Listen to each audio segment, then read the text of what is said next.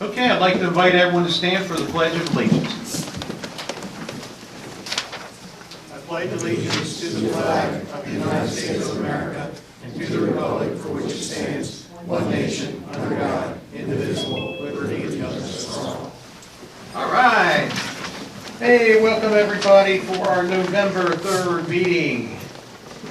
Okay, minutes of October 20th. Do we have a motion to approve the minutes? So moved. We have a motion?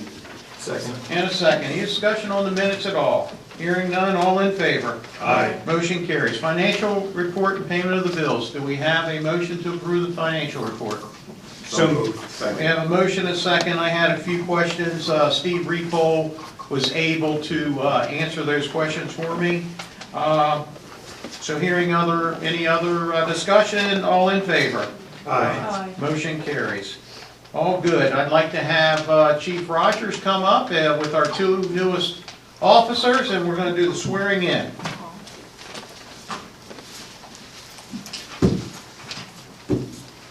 Make sure I get on the good side of the camera. You want me to introduce them for you? Yes, absolutely. Tell you a little bit about them? Tell us. Yeah, lay it on us. So we'll start with,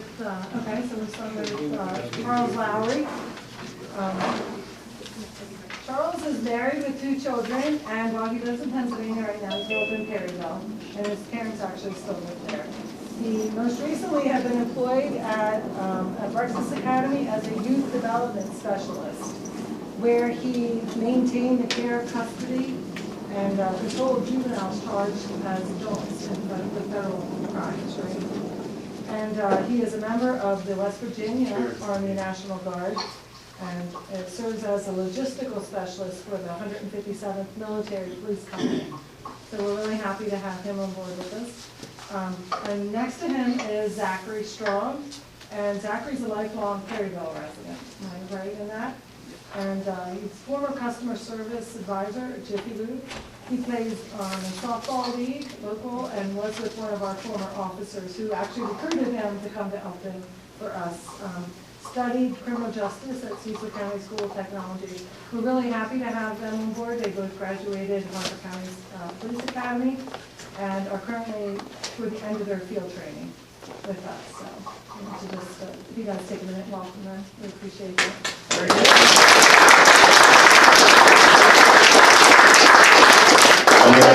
Mayor, before you go on with the ceremony, I know we're going to congratulate them, but it's an honor for me to see these 2 young men standing here because I was their teacher at Perryville High School. Both of them also played basketball for me when I was the coach. Never thought I'd see them in this position, but it honors me to know that I guess I have a percentage in where they are today. So congratulations, man.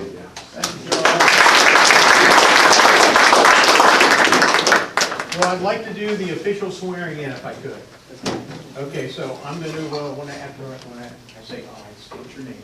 Okay? All right. Hands up, or however we want to do that.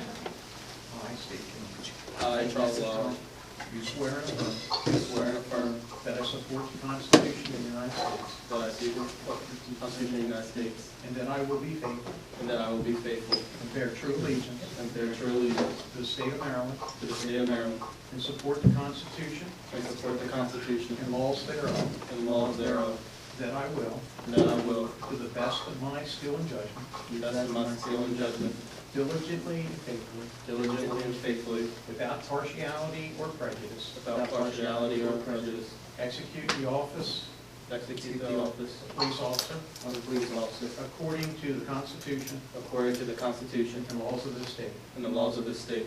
Thank you, guys.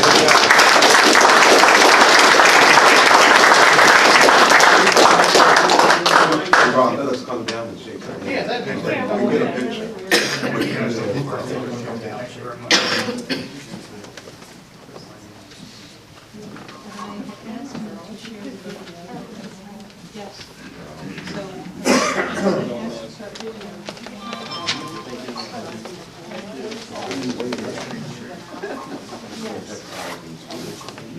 I can't believe that you voted for Charles.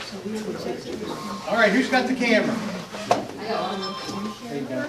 All right, got one good camera? You can slide that way, Ted.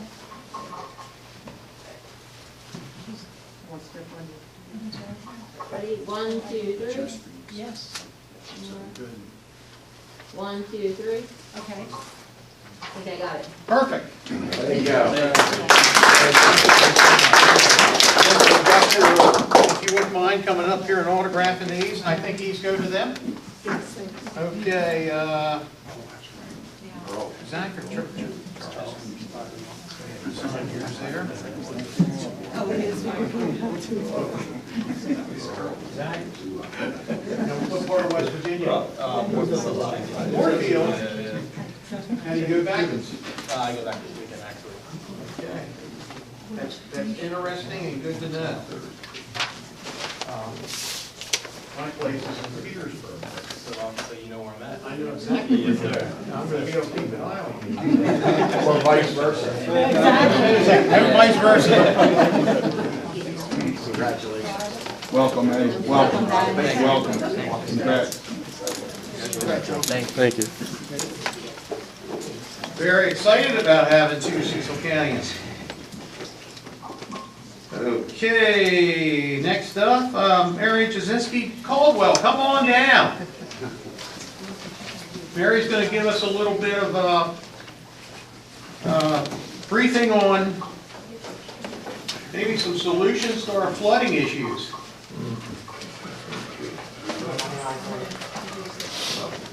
Good afternoon to Mr. Mayor, our esteemed commissioners, and everyone here today. I have to tell you, I am very excited to be here representing my little Phi Theta Kappa scholar at Cecil College. Mary, pull your mic over maybe a little bit. Is that better? Yes. Okay, There you go. all right. So again, I'm representing my Phi Theta Kappa scholar daughter, Anna Caldwell Chapman, who put this proposal together back in 2019. She, of course, presented this to Jean because she had spoken to Jean about some of the problems that she saw occurring in Elkton. The proposal was actually something that a professor had the kids working on. He was hoping it was going to be more college-based. But she came up with this because Mama has talked about a lot of the stuff in this paper for years. So let me just give you a little bit of background so you understand where all of this is coming from. I wasn't born here. I was transplanted here when I was 7 years old. And I was an outdoorsy type of kid. I was the biggest tomboy you'd ever seen in your life. I would rather go play in the creek than do anything else. And that's exactly what I did. I lived on Gilpin Avenue while I was growing up, and I fell in love with the Big Elk Creek. You could find me in that creek from the time it started to get warm until the time it started to get cold. I swam in that creek, I played in that creek, I tried to make my own rafts going down that creek, I walked the creek, and me and my friends just had the times of our lives in that creek, walking through downtown Elkton, caroling on Main Street during Christmas time, trick-or-treating in the Heights. And even though I'm a transplant, I have to tell you, this is my home. I love Elkton. I love this place. I went off to college and I came back here because I truly love this town. I have so many great memories growing up here, living here, raising my children here. And this makes me so proud because I have, in some way, passed that along to my children. And if I may approach, these are things that I have kept from my childhood that I found in the Big Elk Creek, and I have many more. And I just want you to take a look at these marvelous things, the discoveries. I mean, this is a little fossil. It might not be a lot, but it's just, I'm going to just pass this along. There's just so much wonders right here in our own backyard. And so I'm going to go through this proposal that my daughter worked on so diligently for 3 months for her school project, which I will say she got a resounding A on.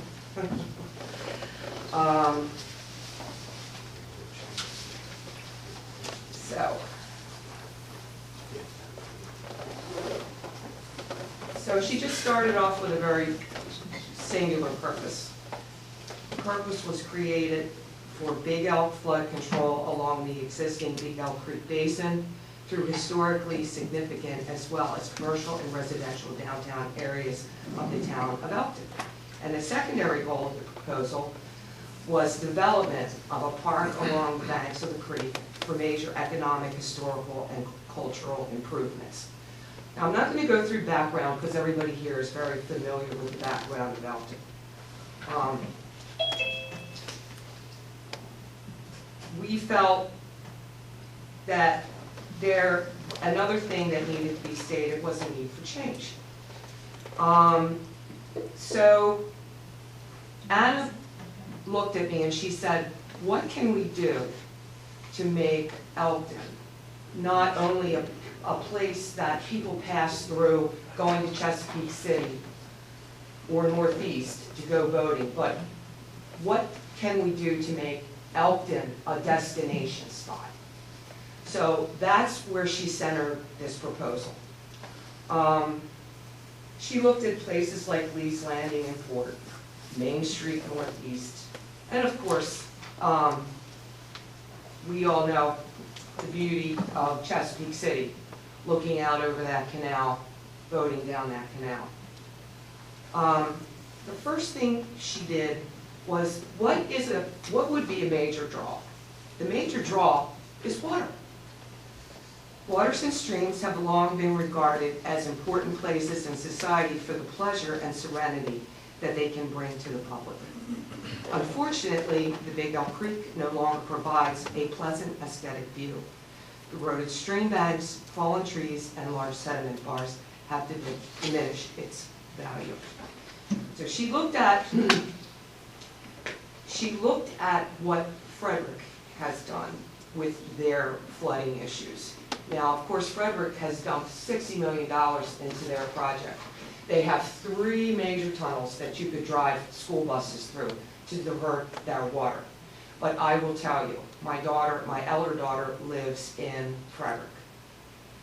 What they have done with that creek is amazing. And I don't care whether you're driving down Market Street in Frederick on a Monday morning, a Saturday, or a Sunday afternoon. That place is packed. There are all kinds of shops. There are restaurants. There are all kinds of activities for the community to get involved with. And it's just a great thing to see, especially around Christmas time. I don't know if anybody has been on Market Street in Frederick at Christmas. The entire street is lit up with Christmas lights. It's absolutely breathtaking. It's beautiful. So she put out a random survey, and this is something that Anna would like to share with you if you are interested. Her computer blew up, and she had all this on her computer, and of course she didn't have this available for today. But she would like to show you the survey itself and how everything broke out rather than looking at these little tiles. But in a nutshell, out of almost 200 respondents to this survey, almost 97% were favorable in doing something with the creek and also making it economically viable for the town of Elkton. So, what are the benefits and goals? The major benefit, of course, is reduced economic loss caused by fluvial flooding and reduced inconvenience caused by high waters on bridges and roads, an improved economic and recreational environment, and the lessening of impact of floodwaters from southern Chester County, Pennsylvania, on surrounding habitats. So Frederick used this as almost like a mission statement, a creekside park through historic Frederick, Maryland, providing unique opportunities for commercial, residential, cultural, and recreational development, enhancing the quality of life for the entire Frederick community. That's something that Elkton can adopt as well. Just a straightforward mission statement. And then she lays out some very nice points here, attracting new development interests, integrating Big Elk Creek Park into the community, reinforcing Elkton's image as a visually attractive town, providing continuing opportunities for community involvement in cultural, social, and recreational activities, stimulating choices for compatible development, provide clear guidelines for development, and incorporate public participation into project design and maintain throughout. This would be a huge undertaking, as you can imagine. So this would encompass the help of the town of Elkton, the Army Corps of Engineers, Maryland Department of Natural Resources, Cecil County, the Maryland State Highway Administration, the U.S. Department of Housing and Urban Development. As it evolves, we would have to put together a project steering committee, a Big Elk Creek Project Commission. I would be willing to serve on that if it comes down to that. I would love, that would be a dream of mine to be able to do that. We would need a director of planning and contract consultants, of course.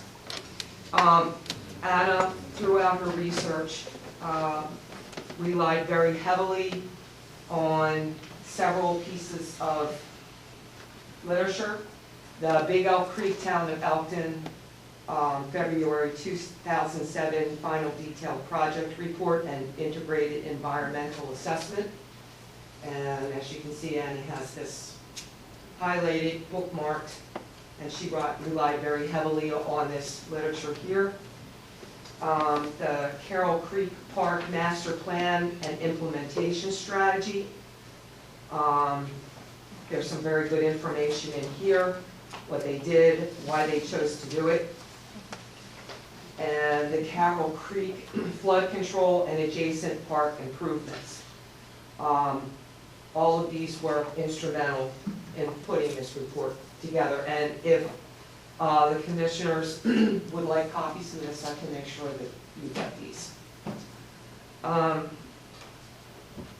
So Anna goes on and she describes the objectives and constraints of the project. She talks about the 2007 U.S. Army Corps of Engineers study in the development of the objectives to control flooding mostly. And we all know about wanting to reduce the frequency of road closures and minimizing post-event cleanup costs, improving the quality and quantity of terrestrial, aquatic, avian, and amphibian habitats.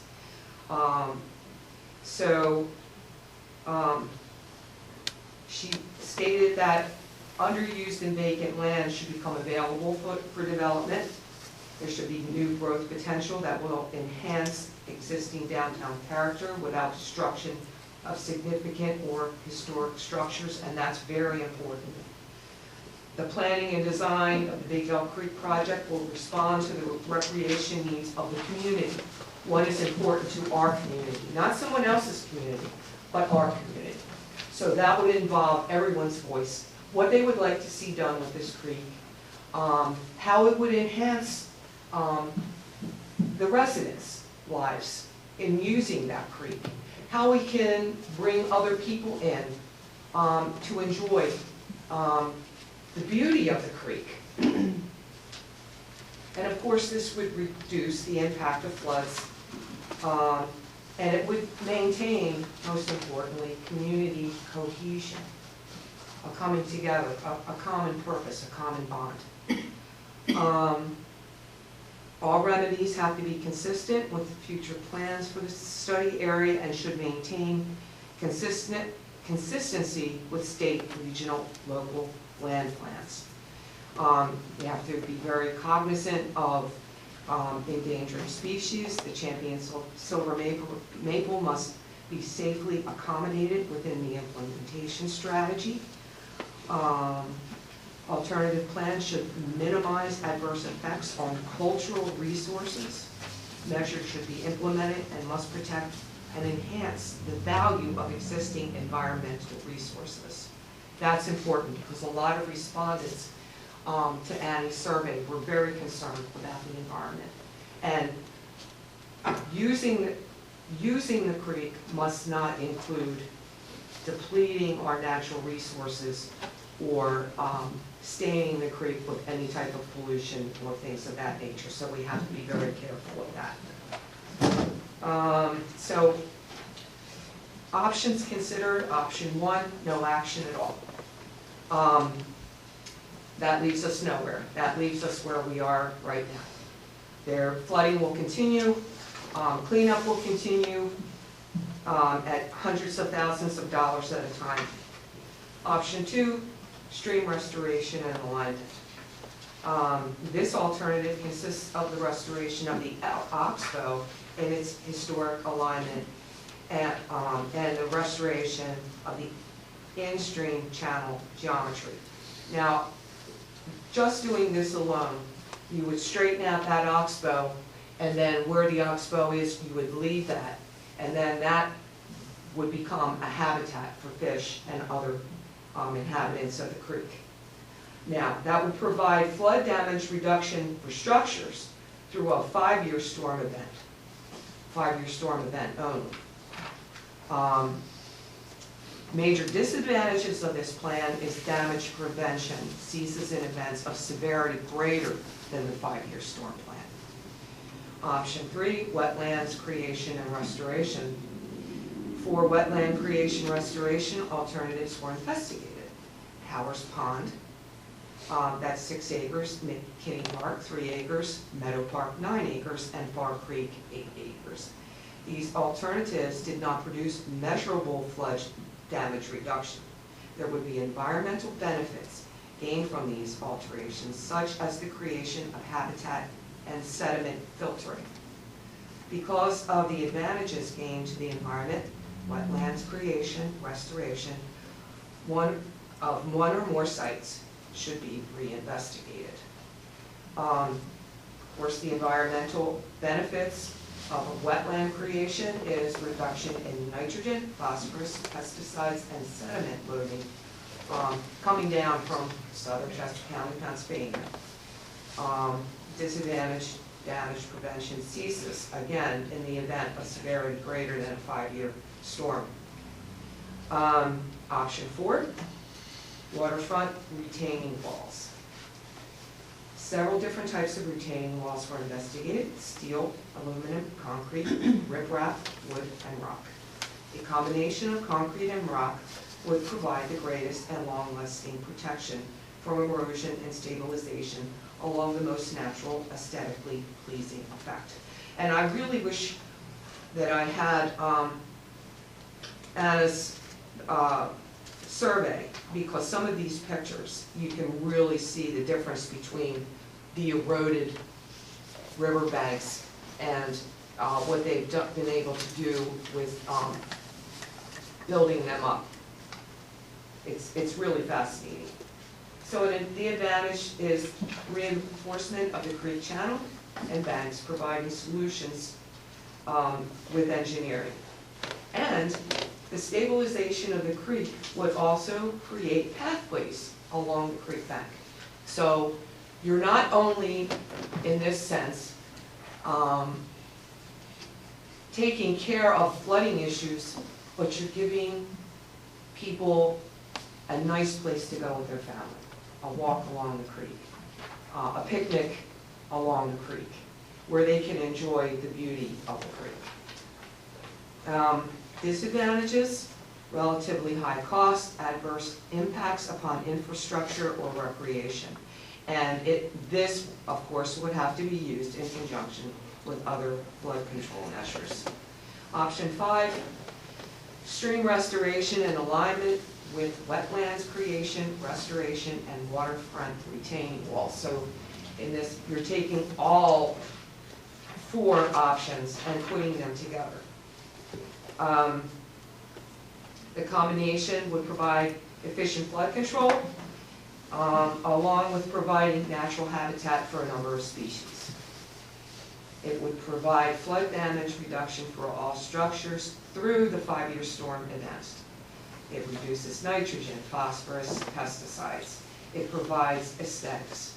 And reinforcement of the creek channel and banks provides a solution that would combine natural aesthetics with engineering, with creating a beautiful pathway along the creek banks. Primary disadvantages: high cost, adverse impacts upon infrastructure or recreation. So the baseline cost of construction was developed and prepared in part and in accordance with the Civil Works of cost of engineering. And Anna goes through some costs here. A lot of these were estimates. She didn't go along the creek bank. She didn't measure everything. These are estimates. Now, her 2019 estimates were at $12 million. So from her research, she found out that the non-federal sponsor would be responsible for 35% of total project costs, to a minimum of 50% of total project costs for the structural flood damage. So federal share for flooding would be $7.5 million, and non-federal at 35% would be $4.5 million. I would anticipate, with COVID and the costs of goods having increased significantly since the COVID event, that those numbers are elevated substantially.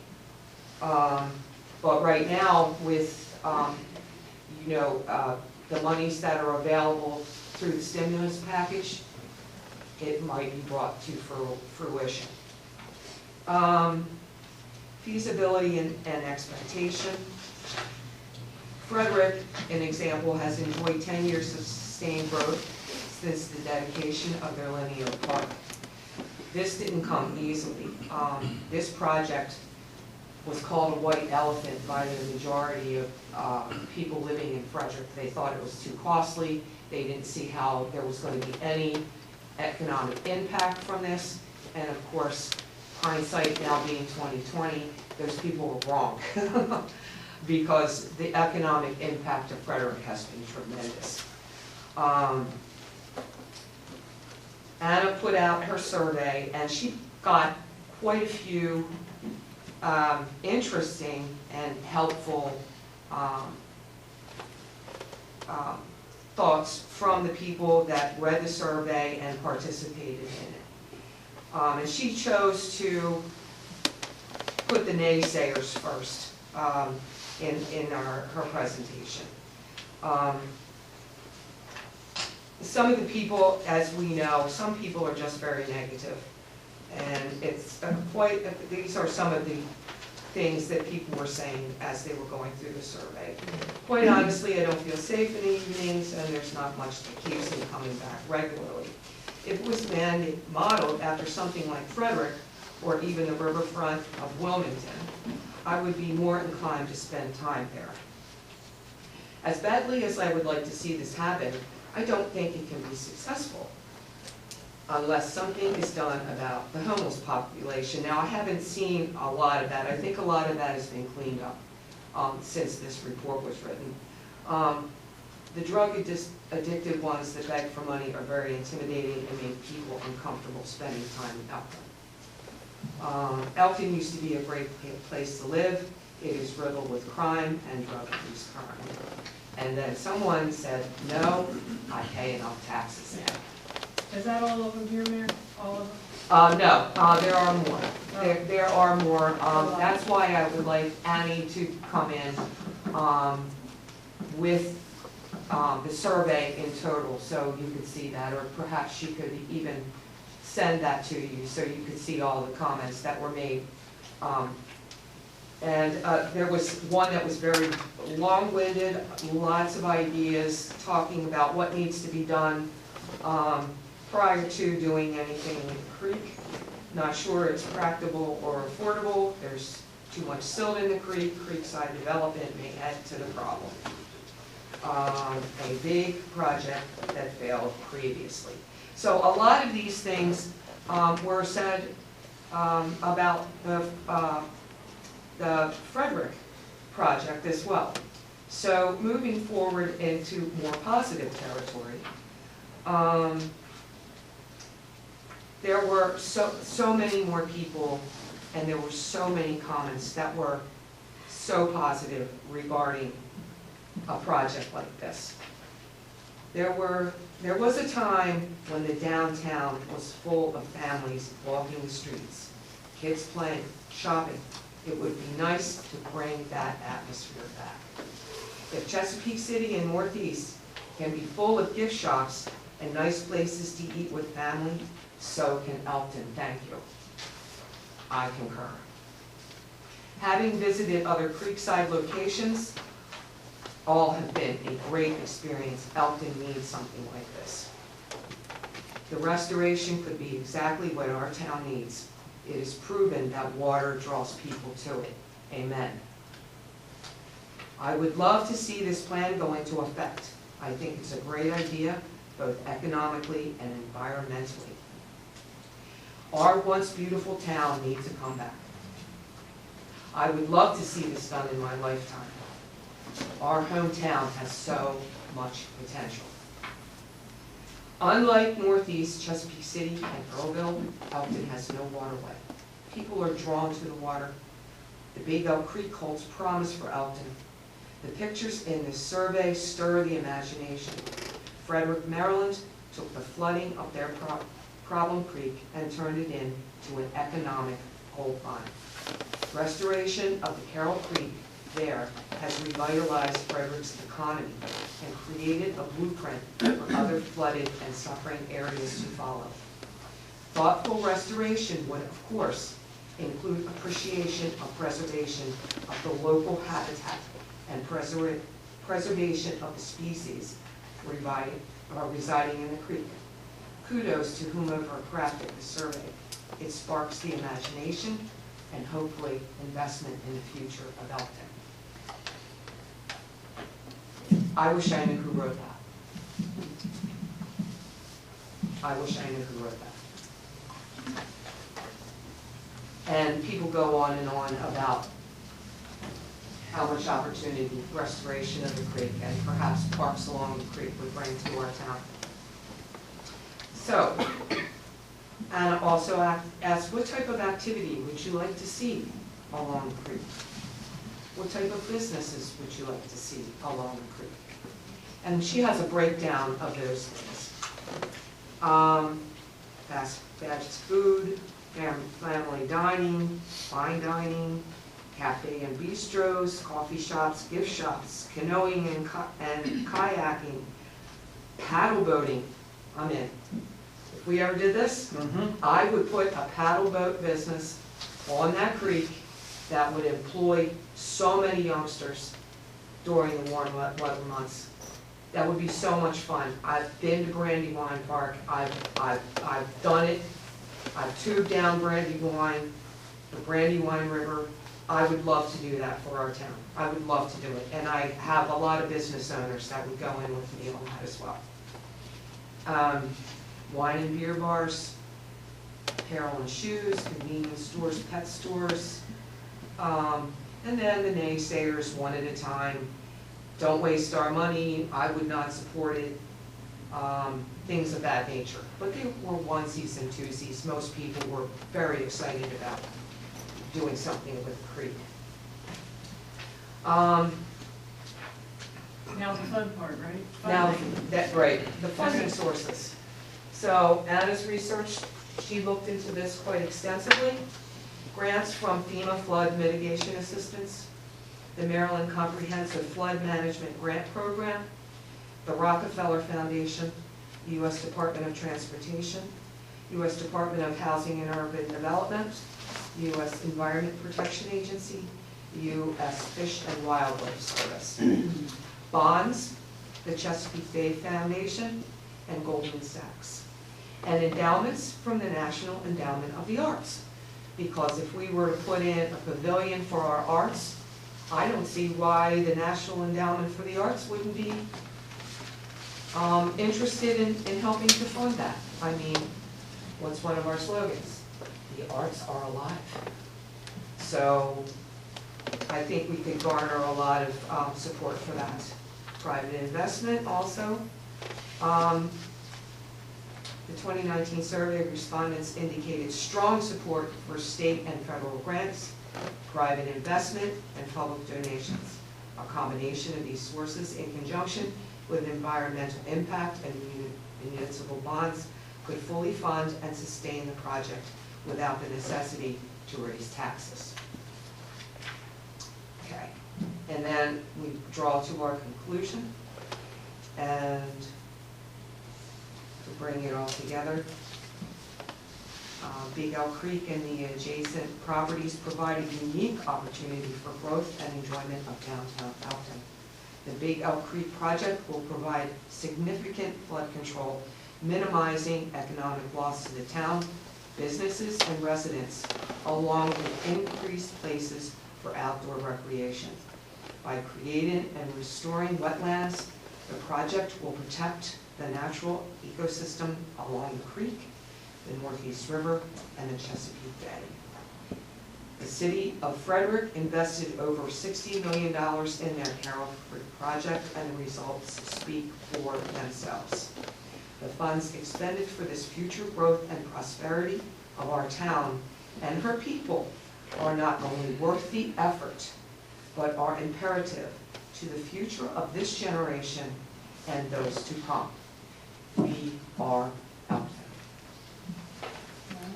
Mary, thank you. I want to ask you to give Anna a great big hug for us. And Absolutely, I will. this did not fall on deaf ears. We hear it all the time. And I like you taking a step, saying that you would help be involved in, let's take a look at this from a Big Elk Creek project committee or a steering committee. And sometimes when you wait on government for things to happen, you know how that happens. Yes. It'll take forever. And unless we have some public and some private entities getting involved, it just, things like this never happen. But I would say to you that I could believe, I could ask the board, maybe we could put together a little seed money to maybe put a committee together and let's take a look. If we only accomplish the restoration of our stream beds, it's a victory. It is. It's a victory. So let's take little small parts of this and start working toward the big picture and see where we go. It starts with baby steps. It does.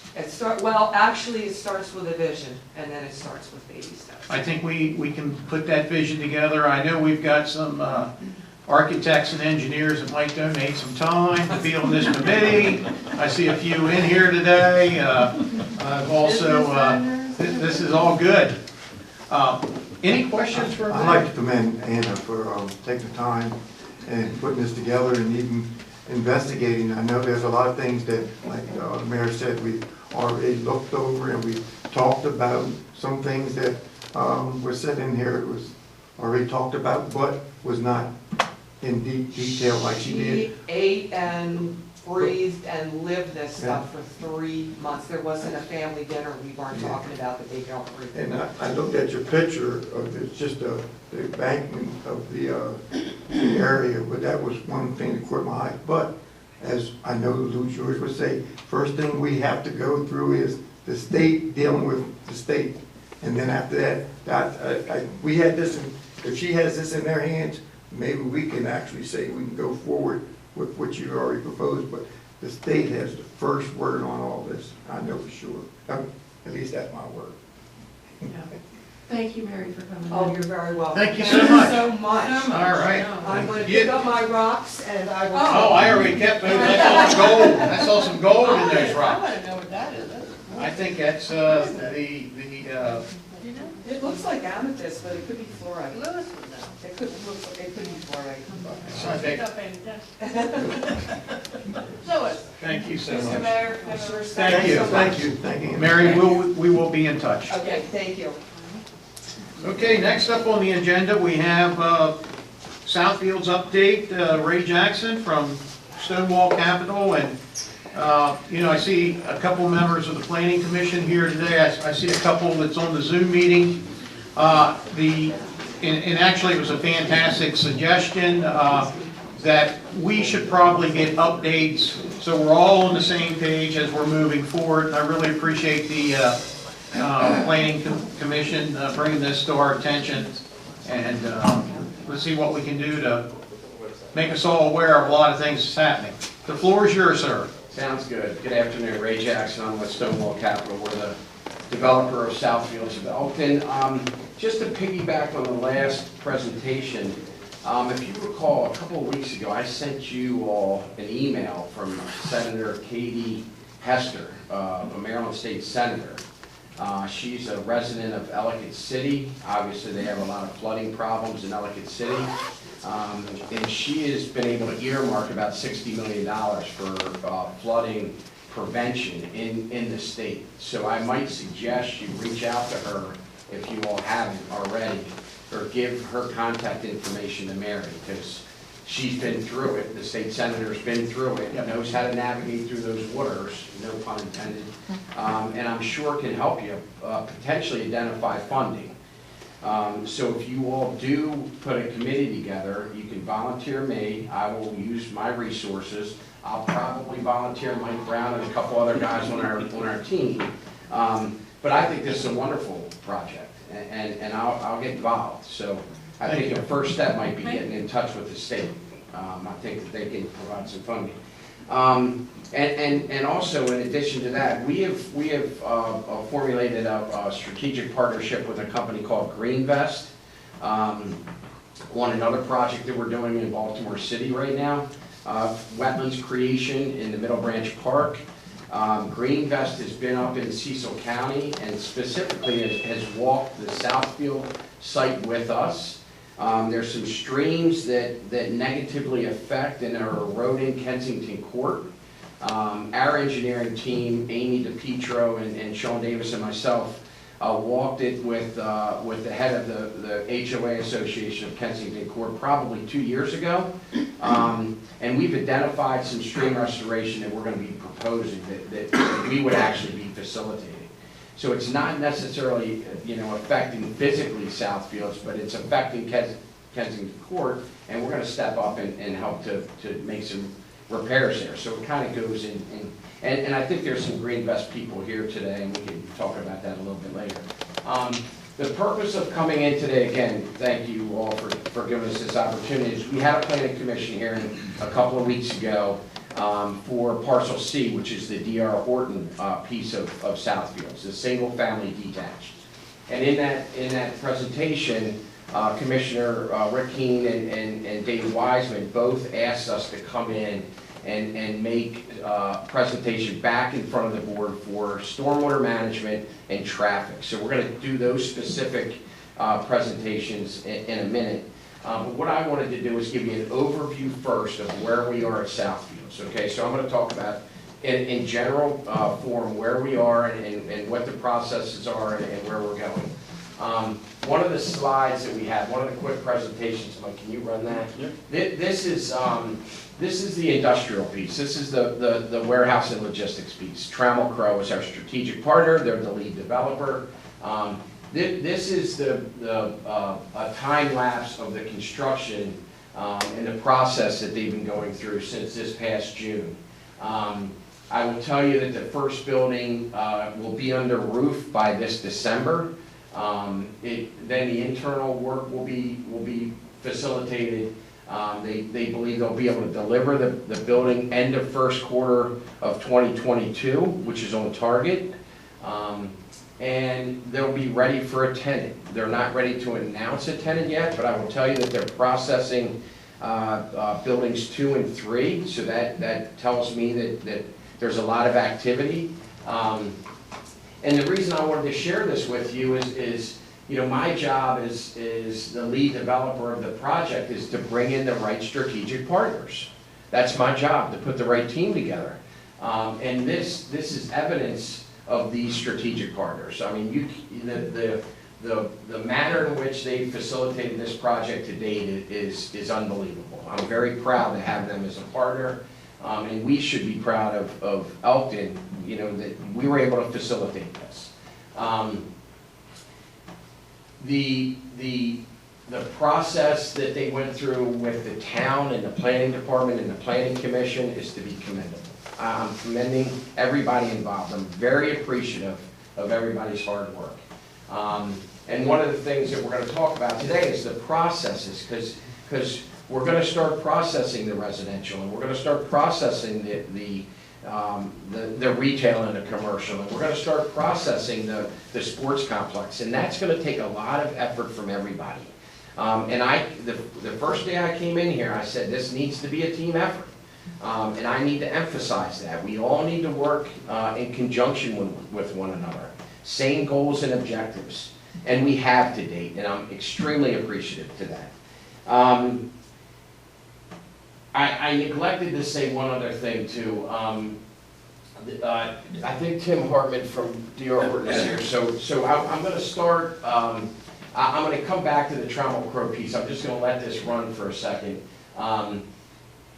The reason I'm going to start with Horton or Parcel C is because this whole project was built around live, work, play philosophy, right? We need to create jobs, and we need to create residents, and then we need to create places for those residents to be entertained and to be serviced, right?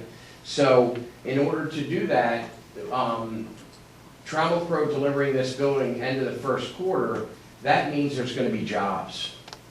You know, in our economic impact analysis and with the data that we have from the Northeast projects, we know there's going to be anywhere from 300 to 700 people employed here.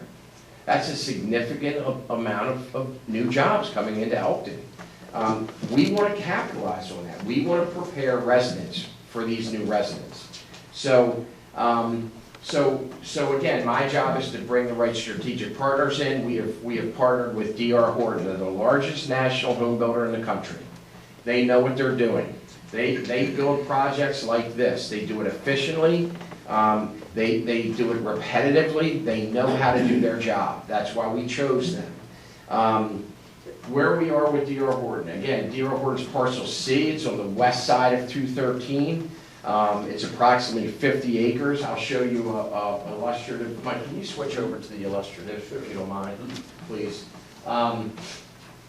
So this is the parcel that we're talking about right here. Okay, this is Parcel C, the DR Horton piece. So that's approximately 150 single-family detached houses. Again, DR Horton came in 2 weeks ago to the Planning Commission. They received a conditional approval for their preliminary plan, which means that the Planning Department and the Planning Commission approved us to move forward with the project. So now they'll get into the more detailed engineering. They'll do stormwater management. They'll do a grading and sediment control plan. They'll do physical construction plans. They'll do a subdivision plan, which lays out the individual lots. They'll do an open space plan, so on and so forth. So there's still a number of steps that we have to go through. All of those processes have started. Again, we're working hand in hand with Jean Minner and her department, and I'm extremely appreciative of everyone's efforts. It's going to take a lot of effort from everybody's part. We've developed a good relationship with your third-party engineer, KCI. We have a bi-weekly call, a team call bi-weekly. There's anywhere from 15 to 20 people on that call. It's your department, your planning department, it's our traffic engineer, it's our lead engineer, Morris Ritchie, it's people from my team, it's all of the strategic partners, so DR Horton's on the call, Trammell Crow's on the call, Burkenteen's on the call, Mike Brown, Sideline Properties, everybody's engaged in this process. It's a team effort. So DR Horton is in the process.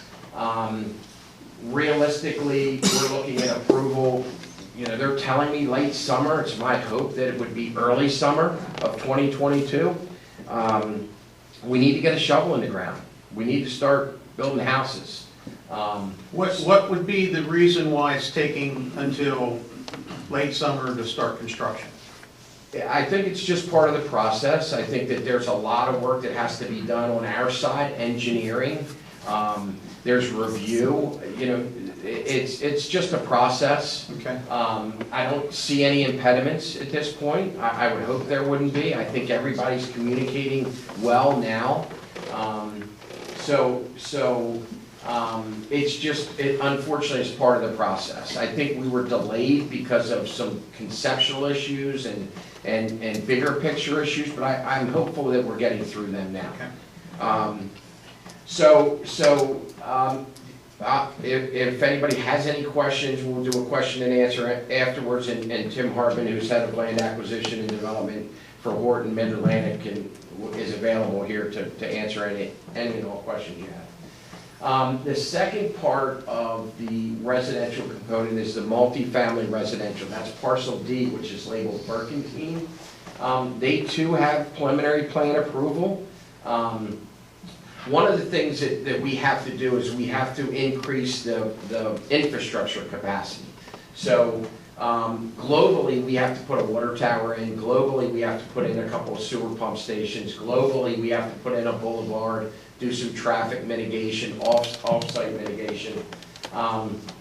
So one of the things that we did, that we were able to figure out with Jean and her staff, as well as KCI, is there's currently adequate facilities to do probably 100 or 200 of these units. So what we're gonna do is we're gonna do a phased construction with the Burkentines. So the first phase of Burkentines is probably gonna be one 80-unit building and then 50 rental townhouses, all owned by the same ownership, built, owned, and managed by Burkentine. But that'll be phase one. That'll allow us to get started, okay? We don't have to wait for the water tower to be constructed and put into use. We don't have to wait for the sewer pump station to be constructed and put into use. We can do it in parallel, okay? Typically, developers would wait, but we don't have that luxury. We can't be afforded that right now. So what we're going to do, and I credit Burkentine for this, is they're going forward in good faith. So we've established the special tax district, which you all are aware of. Morris Ritchie and our team is designing with the Elkton Planning Department, is designing the infrastructure now. So the boulevard, the sewer pump stations, the water tower, all that's in design. And that again is part of the process that we're going through. So it's our hope that first quarter of 2022, we implement the special tax district. We'll be coming back in front of you, presenting all the documents, and then we'll take those bonds to market. And then we'll go to bid for the physical construction, and we will be facilitating that work. But while all that's happening, our strategic partners are still processing their plans. They're still moving their plans forward. So that is a very positive thing for all of us. Okay, so we're not going to get delayed there, but it is part of the process. Mike, do you want to take a minute and let me turn the stage over to you? Mike Brown is our strategic partner and developer of the sports complex, Sideline Properties.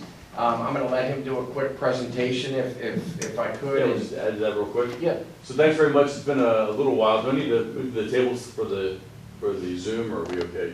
You're good. You can sit up there. That's okay either way. Whatever. I'll join you, Ray. Thanks, Mike. I really Yeah, I know you missed it.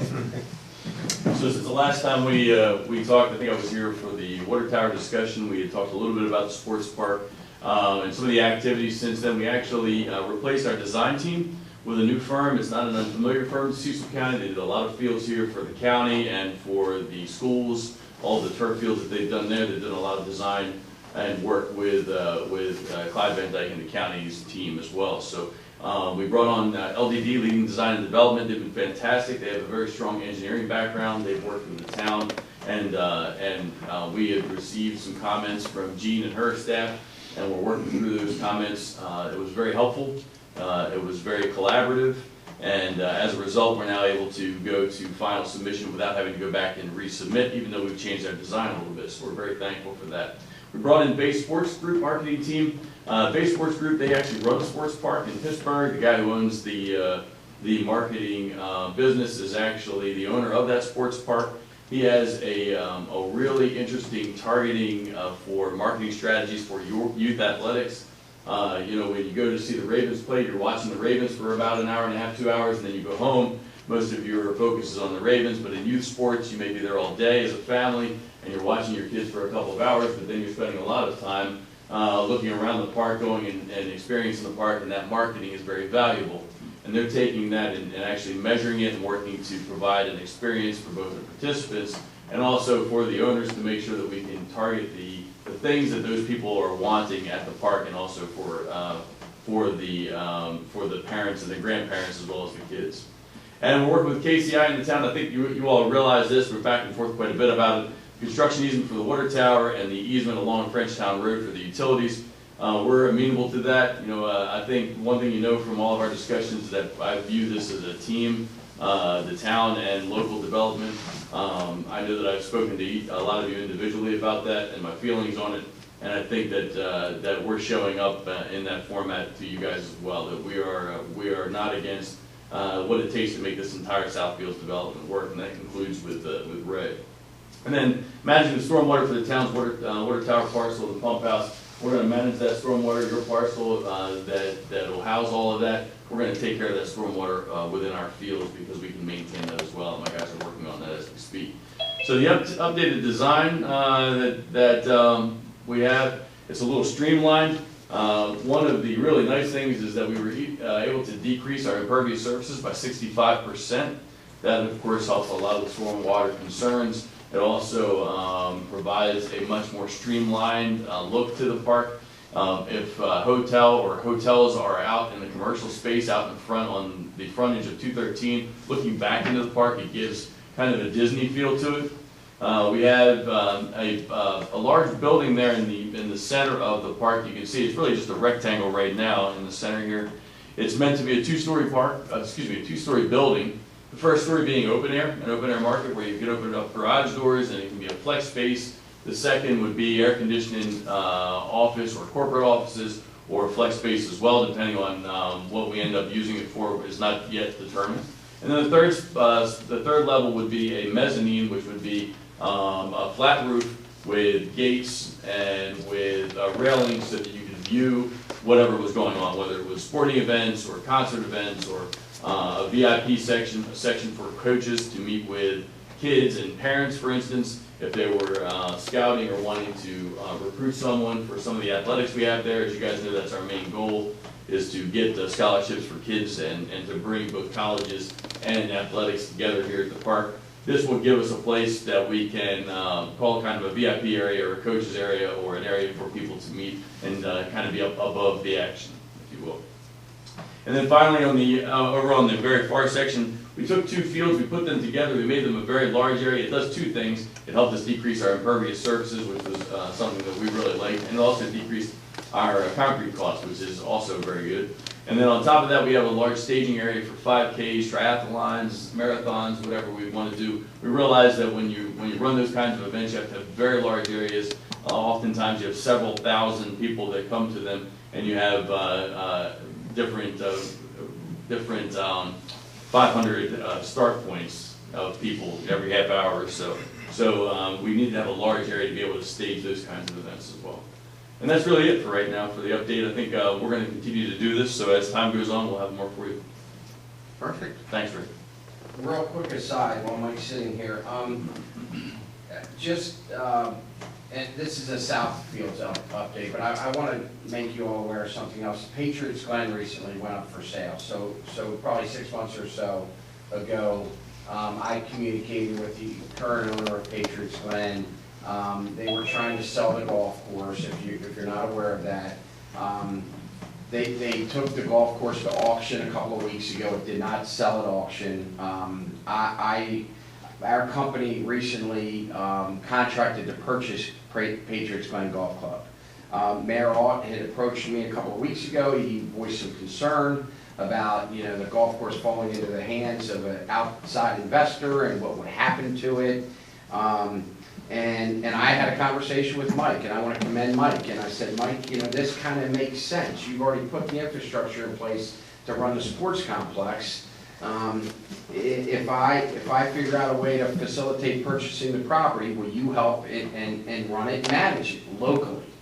And Mike agreed to that, and I hope to say is excited about that.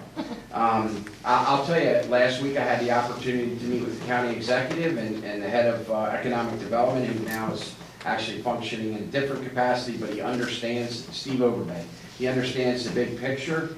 And they're concerned about amenities in the county going by the wayside. And I assured them that not only would it be owned locally and managed locally, but it'll be brought back to its original splendor. We're going to put a lot of investment in this and a lot of effort into this, and you're going to be proud to know that Patriots Glen is in your community. So this is Southfield's update, but I just thought while Mike was up here, I wanted to commend him. Thank you. And I understood. I'll ask him for some stuff later. Do you have any questions of Mike? Or Where you talked about that building where you're gonna have the mezzanine and you can look off the building, does that have a size yet? I know I see it on the map, but sometimes you can't determine that. Exactly. It could actually be 2 buildings or 3 buildings that are in conjunction. It's a placeholder for right now. It's not designed yet. Okay, but it does have a great purpose, and so does the field that you have planned over where you connect the 2 fields together. Yep. Because I just noticed one of those a couple of weeks ago up there to the Delaware Field House. They're doing a lot of fields, putting them together, so you have, well, I saw girls playing the soccer, the fields were connected. That makes a difference. It does. As far as space and everything else goes as well. Thank you. Yeah, we see that as a game changer for this. We want it to be a place we can do corporate events, a place that we can do town events, not just have tournaments and baseball games and softball games. Good idea. So thank you. When you look at it, it's a little deceiving, but I would say that thing is probably twice the width of this building, of this room, correct? What's that? Width. Yes, absolutely. That's correct. Yeah.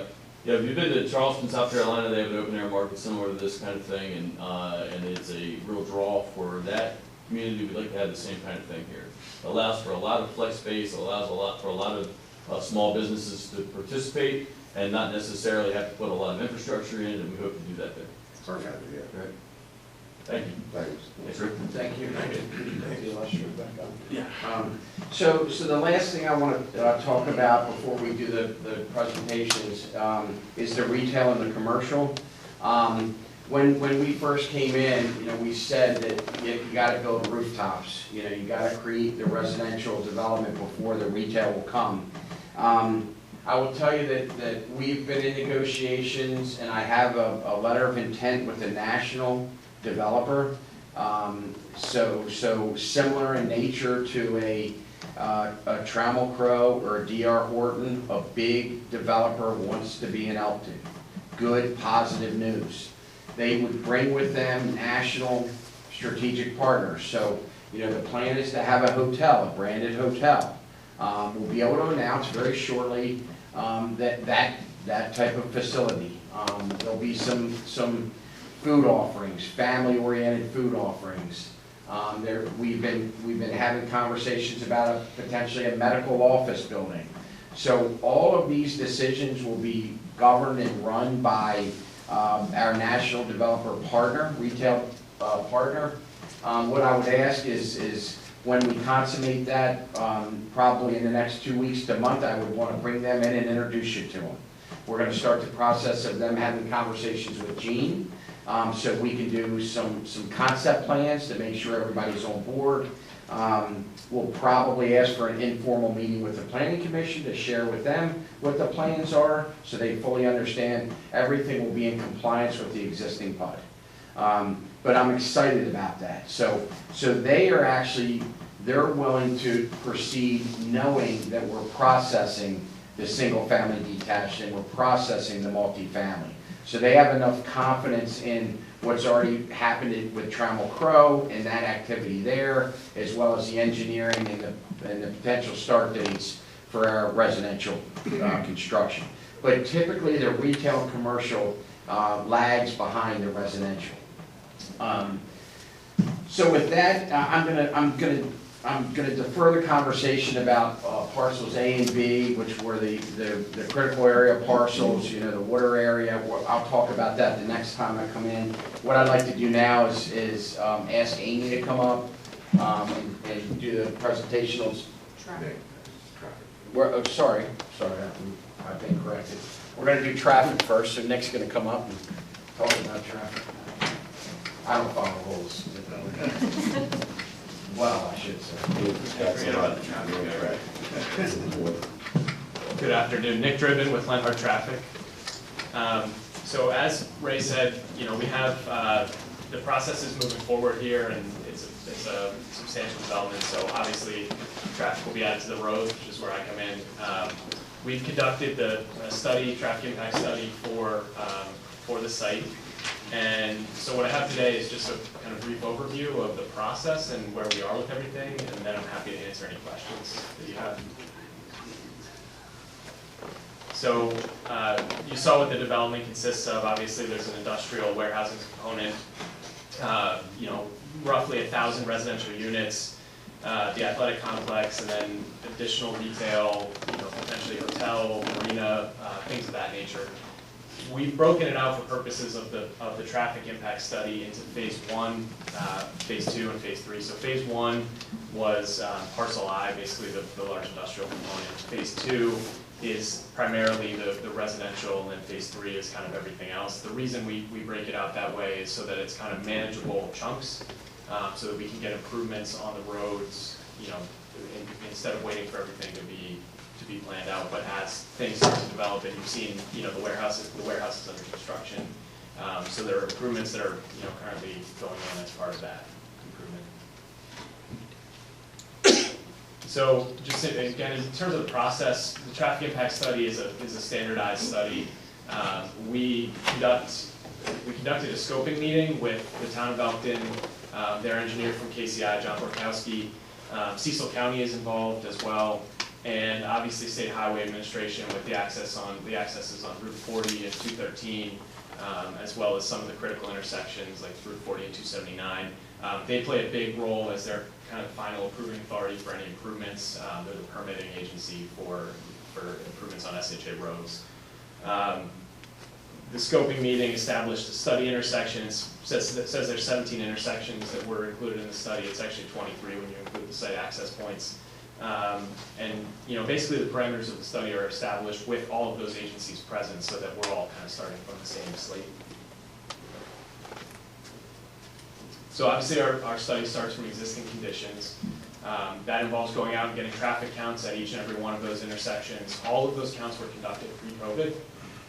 So they are, you know, good volumes. They're volumes that don't, you know, include any depletion of volumes as a result of the pandemic that began in 2020. We are starting to look at, in conjunction with State Highway, whether it's time to update those volumes for additional studies, or whether we're going to continue to work with what we have based on how traffic patterns look, but existing conditions. So next is background conditions. Background conditions, again, this is coordinated as part of the scoping agreement with the county, the town, and State Highway.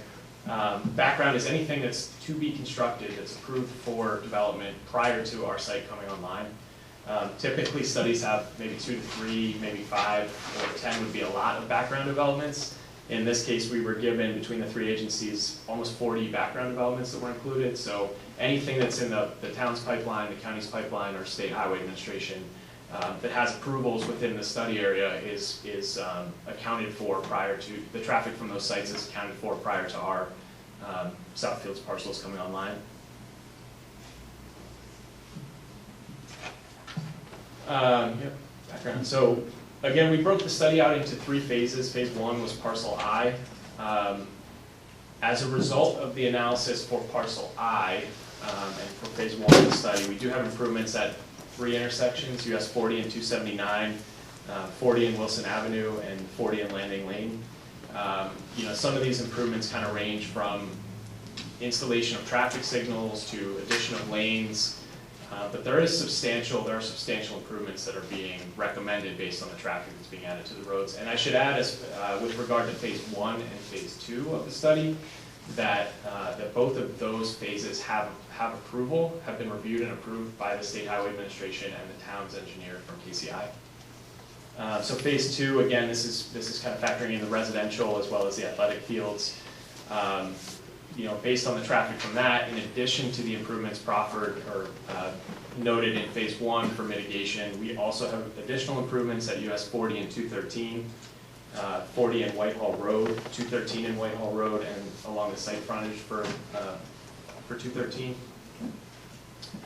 And then phase 3 is kind of where we are in the process right now. So we're starting to look at, again, we have approvals for the first 2. And in phase 3, we're starting to look at improvements and traffic impacts to additional intersections, potentially additional improvements for 40 and 213, 40 in Whitehall, and 213 site frontage. That study, again, we're working with the State Highway Administration and the town to determine how they want to move forward in terms of traffic counts, whether we should continue to use the pre-COVID counts or whether we should be updating everything based on current volumes. So we're going to be receiving direction on that, I think, shortly, and then we're kind of trying to figure out the next steps for that study and the timeline. But that one's in the works. Phases 1 and 2 have been approved. So the summary, again, there's going to be more traffic on the roads. I think everybody understands that. We have identified intersections that require mitigation and improvements. Those improvements and mitigation have been reviewed and approved by the State Highway, by the town's engineers, and some of those I believe are actually, if not underway right now, should be underway very shortly. So you're going to start to see, as I said, some new traffic signals potentially, additions of lanes and upgrades at intersections to make sure that this traffic can be accommodated effectively. Nick, is there any additional red lights going in? Yes, I believe there are a couple locations that are likely to need new, when I say traffic signals, those would be red lights. Okay. Yeah, so to install a traffic signal or a red light requires that standardized federal and state warrants be met, so traffic signal warrants. There are 9 warrants that we evaluate, and 2 of them are based on the traffic volumes on the roads. There's a safety warrant. There's a number of other ones that aren't typically reviewed, but for the State Highway Administration, or really any agency, whether it's the town or the county's traffic engineers, to approve installation of a signal, those warrants have to be met. It provides justification for that signal. So we have identified locations in the traffic impact study where traffic signals or red lights would likely be warranted, and we've conducted some of those warrants and found that the signals are in fact warranted. For the locations on state highway roads, what they typically require is that we actually, once the volumes are on the road from the development, that we confirm that those sites meet the warrant requirements, the volumes. And so, you'll start to see, I think in one case we're going to be installing what's called an intersection control beacon, which is the flashing yellow. And that's kind of a precursor to the actual red light, the actual signal going in. And so, yes, there are, long answer, but to state it more. Are they looking at turnabouts or roundabouts or any of that at this point? We haven't looked at roundabouts at this point in terms of functionality. I think given the traffic volumes and patterns that are out there, most of these locations, and especially along Route 40 where you have an existing system of signals and things are coordinated, it makes sense to install additional signals because you can coordinate the flow of traffic to move people through as well as get people out of the side streets. When you have a roundabout, in an area like that, it tends to disrupt the flow a little bit. So it's mostly signals, and as I mentioned, there are a number of locations where additional lanes are being added, turn lanes, things like that. So Nick, when you do the traffic study, is there an actual count on where the tags of the cars Or do we just count the cars? Yeah, so what we do is called a turning movement count, which is basically, you go out to an intersection, we do it with video, so we set a video camera, we take the video back to our office, and then we can count the movement. So somebody turns right, you push a button, and somebody turns right, somebody goes through, push that button, right? So you do that for what's called the AM peak period and the PM peak period, which is typically from 6 to 9 AM and 4 to 7 PM, and you find the highest hour, the peak hour during each of those periods, so the AM peak hour and the PM peak hour.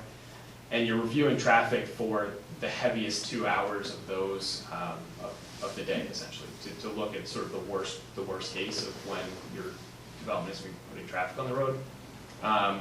Those turning movement counts unfortunately don't look at where people are coming from and going to regionally, because that data is a lot more labor intensive to capture. That's sort of, it's called an origin destination study. And it really requires, I mean, to your point, looking at individual license plates and saying, all right, we saw this license plate here, they came in on Route 40 from Delaware, where did we see them sort of leave our broader study area? And that's a very labor-intensive and data-intensive process. We always talk about of course, the Pennsylvania Navy coming down, and I chose to do my own traffic study over the weekend. I was out, my mother-in-law's home is right there on 213 at Holly Hall, so I walked out to tell you the traffic coming from Chesapeake City, not from Elkton going to Chesapeake, coming from Chesapeake City. I'd say 70% of the vehicles were Pennsylvania. So it's amazing that traffic really isn't our traffic as much as it's either they're coming back from their beach houses or whatever it may be. But it's amazing the amount of out-of-staters. That's a good point, though, that you just brought up, because when you do these traffic studies, there's a big difference between now and summer. Huge difference. So have that been taken into consideration? Yeah, so when we, again, as far as the scoping process, when we scope the study, we talk about whether to evaluate sort of the traditional peak periods, which are required to be conducted when school is in session, so not summertime, versus the summer patterns. And in this case, it was scoped, again, with the town, the county, and the state to look at traditional peaks. I think that the big kind of difference between those, obviously there are sort of weekend patterns that we know about up here and that you've identified. But in terms of the volumes on a lot of the roads, they are typically higher during times when school is in session, because you have all that traffic going to and from school, you have more regular commuting patterns. And so when we look at it in terms of a traffic impact study, those are typically the patterns that we evaluate. Because the residential units, we're talking about almost 1,000 residential units, the traffic from those, right, we want to look at the impact of that traffic, and the traffic from those units is going to be heaviest on your sort of typical, like during school or commutes to work and in the office and that type of thing. I understand. Rob, going back to your point, if you remember when we were trying to decide Howard Street, which way it was gonna go, and Main Street, way it was gonna go, we made sure that the traffic was gonna come off of 213 and go down through Main Street, because we were hoping to capture the people from Pennsylvania coming that direction. But now it's just the opposite, as you just mentioned. It is, yeah. Thank you. Absolutely. Could I ask you a question? Of course. How are you going to improve traffic through 40 and 213? Is there a specific method that you have in mind? Because that's a problem now. Yeah, so we've got a set of improvements, and what was improved as part of phase 2 was the addition of a southbound through lane. So physically adding another lane southbound along 213. And that is required for the traffic impact study prior to occupancy of the 250th residential unit. Where would you put the southbound lane? Would you require property to do it? I believe, so I don't obviously have the plan in front of me, but Okay, it has. because McDonald's is one side and you have the other on the other side, and we had looked at that a long time ago. And there's nowhere for it to go. You only have physically so much space to operate. So it's possible, and again, I'm not looking at the plan right now. I know that this has been coordinated with the town and the state to kind of figure out feasibility and review the details of this, but it's possible, again, not looking at the plan, that it might have to do with taking the existing pavement width that's there and doing a restriping as opposed to, you can't widen. Sometimes, so typically lanes are 12 feet wide, but you can go down to as little as 10 or 11 feet. So it's possible that it could be taking what's out there today, restriping to narrow some of the lanes a little bit and find space, whether it's shoulder space or space that's out there. We might have to reconstruct to provide full depth shoulder or things like that, but to create space within what's out there today to add that lane. And again, the details have certainly been reviewed, and I'd be happy to provide follow-up to you on that. I don't have it in front of me, but I know that it's under review by the state, and the feasibility, at least from a conceptual level, has been evaluated. I think if you travel toward Chesapeake City heading south, from the time you leave Rural Farms and you look at the utility poles on both sides of the road, normally I was always told that was the state right away from utility poles. Well, going back to my mother-in-law's house, which when you go past Rural Farms and then you look to your left, there has to be 100 feet to the left-hand side, all the way down to the Chesapeake City Bridge. So there's always been plans for that additional lane or 2 lanes, but the bottleneck is I hope you don't have to build a new bridge. In Chesapeake City? Is there state funding for that? Oh, I don't know. I don't know, we have a terrible stacking issue on this side. I know 213 at 40. You can't even make a left-hand turn into the mall or McDonald's unless you're lucky.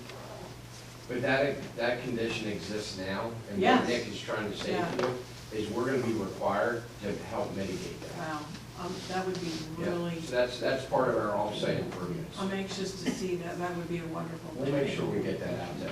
Hey, anytime you have information on what's going on, just even a blurb would be nice to know. We'll send it out to everyone.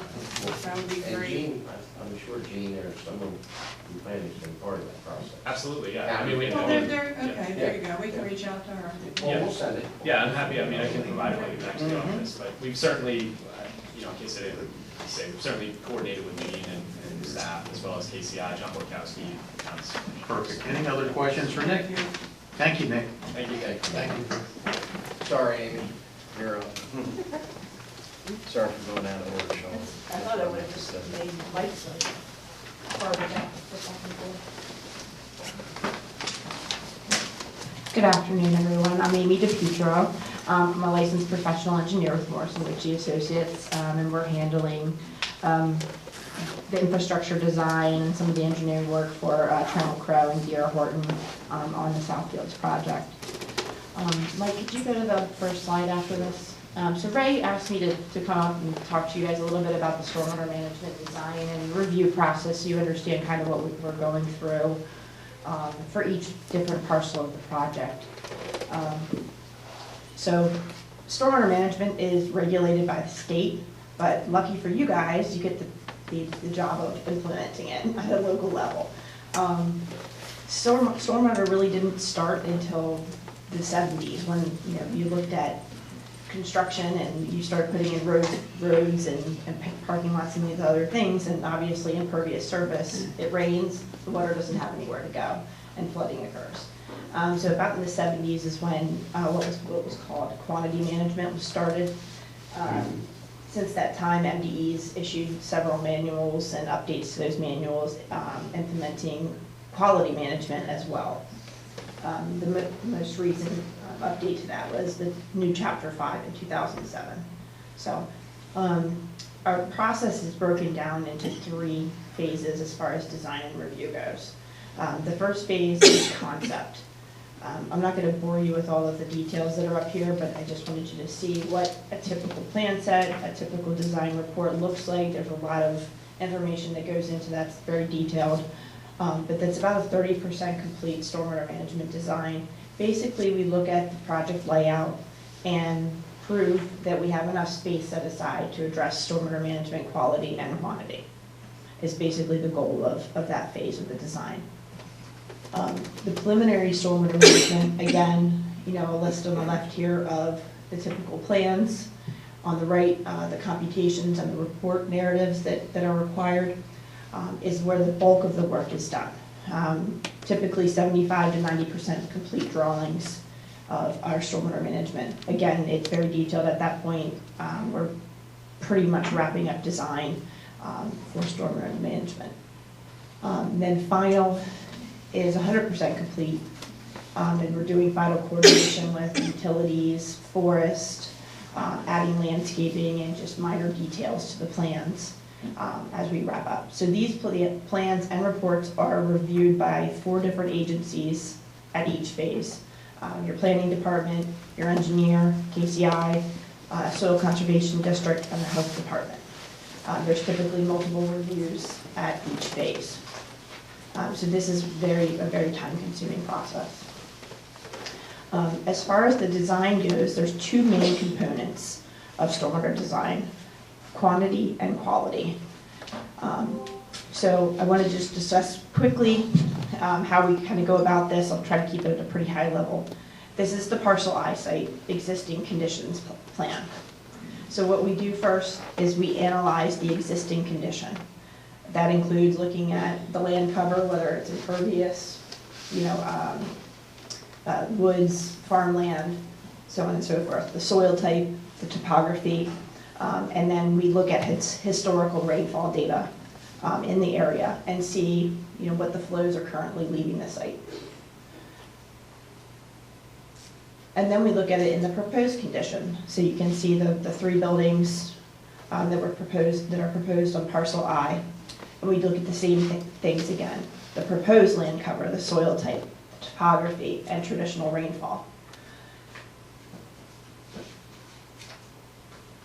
So the component of the quality design is the actual quality of the water that leaves our site. Not the amount, but the quality of it, making sure that it's, it's been filtered out and some of the pollutants have been removed from the runoff. So in the case of Southfields, a lot of the ESD structures or quality structures are going to be these submerged gravel wetlands because we've got a high groundwater table. But basically what these do is the smaller rainfall events go into these facilities and get some of those pollutants filtered out through a combination of plants and filter media and that type of design. Sorry. It's okay. But there's numerous different ways to implement that quality design. There's microbiome retention, bioswales, infiltration berms, green roofs. There's a whole slew of them in the manual that you can use, but some of them make more sense with different uses than other ones do. Amy does, real quickly, so during the stormwater management process and when they're actually active ponds, let's say, is there a maintenance needed to take out silt ever for those things? Yes, that's all stipulated in the sediment control plan. Okay. And there's typically a marker out in the middle of the basin that'll show a height of the sediment when it needs to come in, what they call it, mucked out the bottom of it. Okay. To create more volume. Yes. I'm sorry, but I have 2 slides left, I think, and it closed. Oh, it died, Yeah, okay. apologize. No problem. Well, we have it here, right? Yeah, we Yeah, got it you in guys front of us. Yeah. Don't have it. Okay. So on the quality, the regulation is, the target is bringing the water quality back to if the site were in woods in good condition. So the water quality leaving the Trammell Crow site should be the same quality as what it would be if the whole site was covered in existing woods. So that's the goal of that design. Then when you look at the quantity management standpoint, that's just your big storms. You get a lot of rain. We have to show a net reduction in the amount of flow during those events. So that means the existing condition, you have 100 CFS or whatever, cubic feet per second leaving the site. Well, we have to prove a reduction in the proposed condition. The way we do that is, in simple terms, say you have a cup. You put the cup in, fill it up with water, it keeps the water from flowing off the site. Well, eventually that's going to overflow, right? So we poke a hole in the side of it, what's called barrel control, And so the water slowly leaves the pond, and that way it doesn't overwhelm our stream systems. So that's, I mean, it's a pretty simplistic explanation, but it's a general idea of quantity management. So all of the projects will include both of those components. So, one of the questions that I've listened in on the planning commission meetings over the years for this, some of the residents have had concerns about it's going to be worse than ever. There's going to be stormwater flowing across Frenchtown Road, going into Maloney Road. I know the answer, so I'm going to just kind of like point the answer to you. Everything you're telling us, this water has to be better than it is in today's conditions. So if they're having problems today, they're not going to have, we got to fix those issues on this site. Am I thinking this correctly, or? We're required to provide a reduction in the flow leaving our site. So if they're having problems that are originating elsewhere, this project won't fix it, but it won't make it worse, if that makes any sense. And it does, So their concern about this is gonna make it worse, if everything's engineered properly, that should not be the case. Correct. Perfect. Okay, it won't get approved. So there's industry standards that we have to follow, that data review staff make sure that we follow, to make sure that that doesn't happen. Perfect, and I saw Sydney is on the Zoom meeting. Have you guys been in touch with our man Sydney at all? Has he been into the meetings, listening to all this? Not so much yet, but actually we do have a meeting on Thursday. We're doing a stormwater approach meeting for the Parcel C. We'll be meeting together on Thursday. I think Sydney's kind of our in-house expert, and he would be one that could help along. Perfect. Absolutely. And the town, again, participates in our bi-weekly calls. So part of those calls do talk about this type of planning. Perfect. Any questions about stormwater management? I have a question. I'm not sure if I'm out of line or not, so if I am, I apologize, but I was just curious, from the last planning commission meeting, there was an issue about stormwater management being between people's backyards. Has that been addressed, being addressed? That's being addressed. That's one of the primary discussion items for our meeting that we have scheduled on Thursday. Excellent. So, Yeah, simpatico. yeah, I was reading them up. Perfect, yeah, because that, thank you. Thank you, Amy. Thanks, Amy. Want to go back, Brad? So one of the other parts of the conversation we had with the planning commission, and Dave Wiseman suggested, Commissioner Wiseman suggested we start having these conversations, is the interpretation of the PUD, and how that flows down to individual site development plans. And I think that those conversations are going to take place over the course of time. What we'd like to do is start to introduce those conversations, so we can start addressing specifics so that we can keep processing the plan. So Sean Davis, who's with Mars Ritchie and has been instrumental in designing and land planning from the get-go here at Southfields, will discuss the recreational space topic, please. Good afternoon. So you never really know something until you test drive it, and we pulled together the PUD collectively with the town, thinking we had all of the things right, and then we took it out for a test drive when we started to develop the detailed plans, and we realized there was a couple things that needed to be tweaked. Sean, pull that a little closer to you. There's a couple things that needed to be tweaked. Is that better? Yeah. And one of them is the recreation space. Under the, in your packet, the last slide that you have, under conventional subdivision residential development scenarios, the town requires for all residential home types except for apartments, it requires 0.015 acres per home for any development over 100 homes.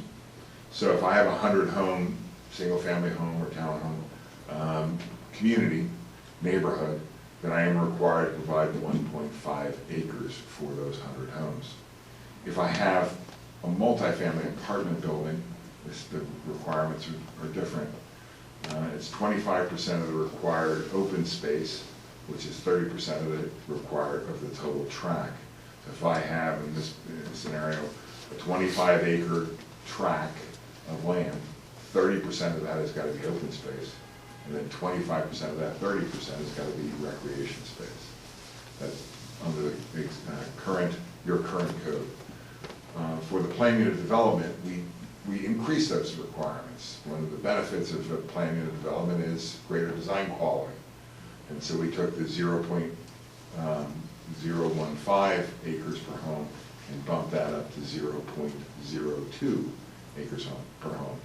About 220 square feet additional recreation space required per home for a PUD than for a traditional conventional neighborhood development in the town. But we also had this section that said 30% of the required open space. Again, bumping it up from 25 to 30%, thinking that would be good. And so for the Southfields project, we have a total of 833 homes that were included in the PUD. We were required to provide either 16.66 acres or 43.3 acres of recreation space. That's a huge difference.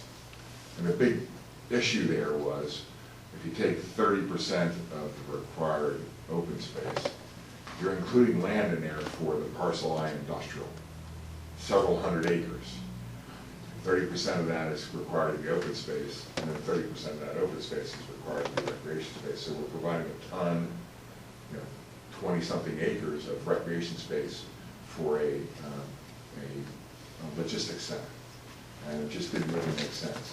During our PUD hearing, our concept plan hearing before the Planning Commission, we worked with Director Menner and the Planning Commission, and we had proposed about 15.5 acres of what we consider recreation space. Then Gene had rightfully brought up, here are the requirements under the PUD, it's 16.66 or 43.3. And the commission, there were so many issues that were happening at that time, the commission said, you guys work it out.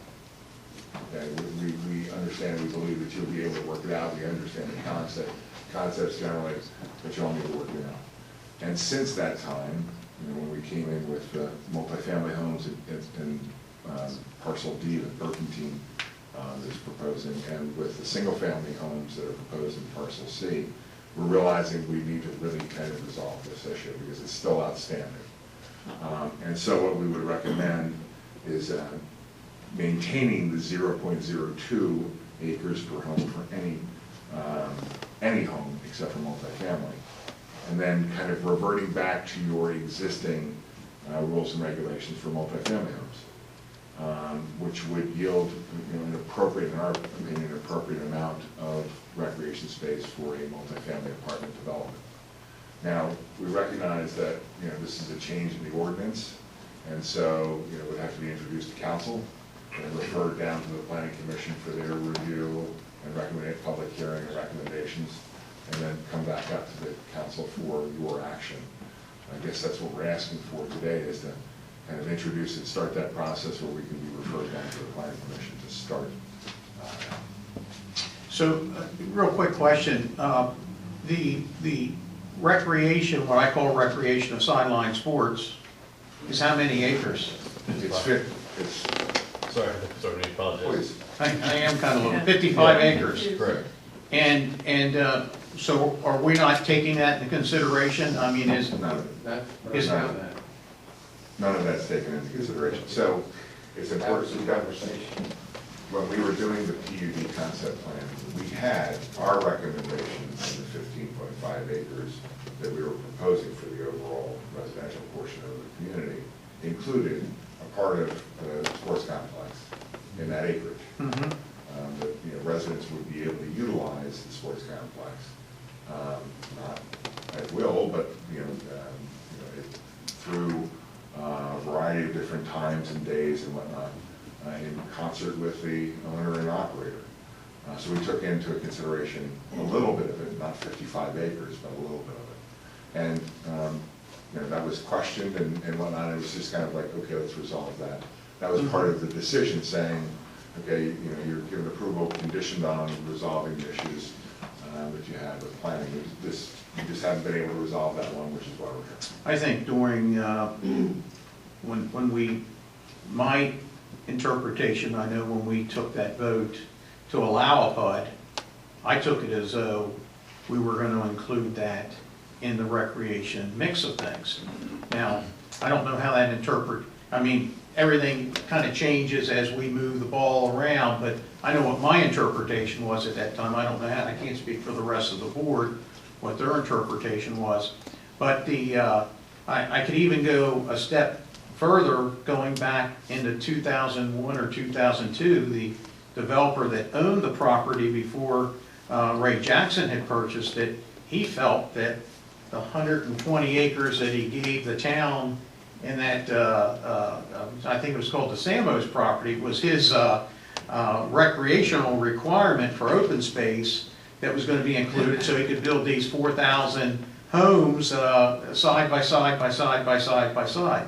So we've came a long way with this as we've gone, but I know what my interpretation was, so if that's, I don't know how the rest of the board, would the board be okay if we brought that up to everybody and let's see how the, So maybe. this is a request just for PUD, Yes, just to change the ordinance on the PUD. that's correct. And what we're asking for is the referral to the planning commission to Yeah. dive into this and, you know. I would like to get a written response from Jean Minner and then go from there personally. I would just like to know that she can explain this to me a little bit better. Not that you haven't done a good job, because you No, I- did, but I still have some, probably unanswered questions. So the PUD is more restrictive than our current existing ordinances. As it should be. You know, if you're going for a PUD, you should be able to provide a higher quality of design and, you know, more amenities and so on and so forth. We agree with that 100%, which is why we've maintained, the real critical requirement is the 0.02 acres per home standard, and that we're maintaining that. And it, by the way, the commission currently has some leeway in approving. Well, that was gonna be my next question. Why would we have to, you're saying as it should be for quality development. Yeah. So there could be another PUD coming along down the pike. Yes. Now, what am I gonna do, change it back? You know, but if there's a way to find out how it would work, because I know you're in an area that's tough with all, you know, with all the waterways and everything, and I understand that. But if there's a way that we could adjust the requirement for this particular, Is Jean on But- the, If I could just interject real quick. So the bigger picture, and Mayor, you're correct, we had a general conversation about the sports complex. And Mike Brown was agreeable to allow a certain amount of acres. I want to say it was 2 fields. It was a single field that was as closest to the development area. But it was gonna be 8 acres, or That's whatever the correct, yeah. number was, that was gonna help satisfy this global number. I'm not sure Gene ever necessarily agreed with that, so we're trying to be respectful of Gene, and we're trying to find a solution that really meets your existing code, but then we stay in compliance inside of the PUD. We're trying to find, you know, a solution here, without using, this is important, without using the field. Mike will deed restrict the field.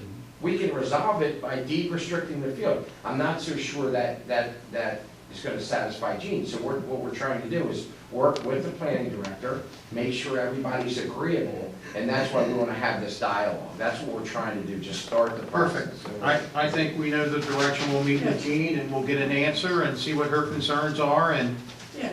And figure it out. yeah, we might be able to do it in-house. That sounds good. All right, Great, thank you. thank you, Sean. Do you all want to be updated on the special tax district and the infrastructure, or is it? Are we short on time? You're not short on time. I think it's, Ryan, is Ryan here? I It's a pretty important. I think this is, Yep. So Ryan Humphrey is. Earl's getting hungry, but, Ryan Humphrey's a business partner and I heard it. Give him water, give him water. trustee.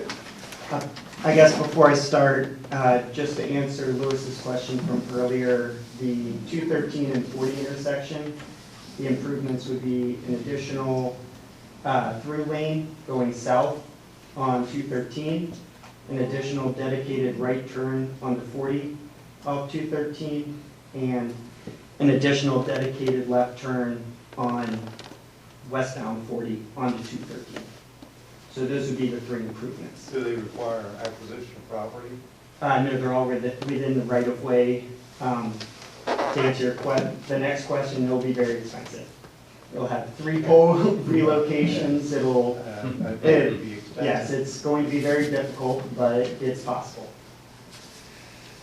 In I terms, have to pay for it. yes.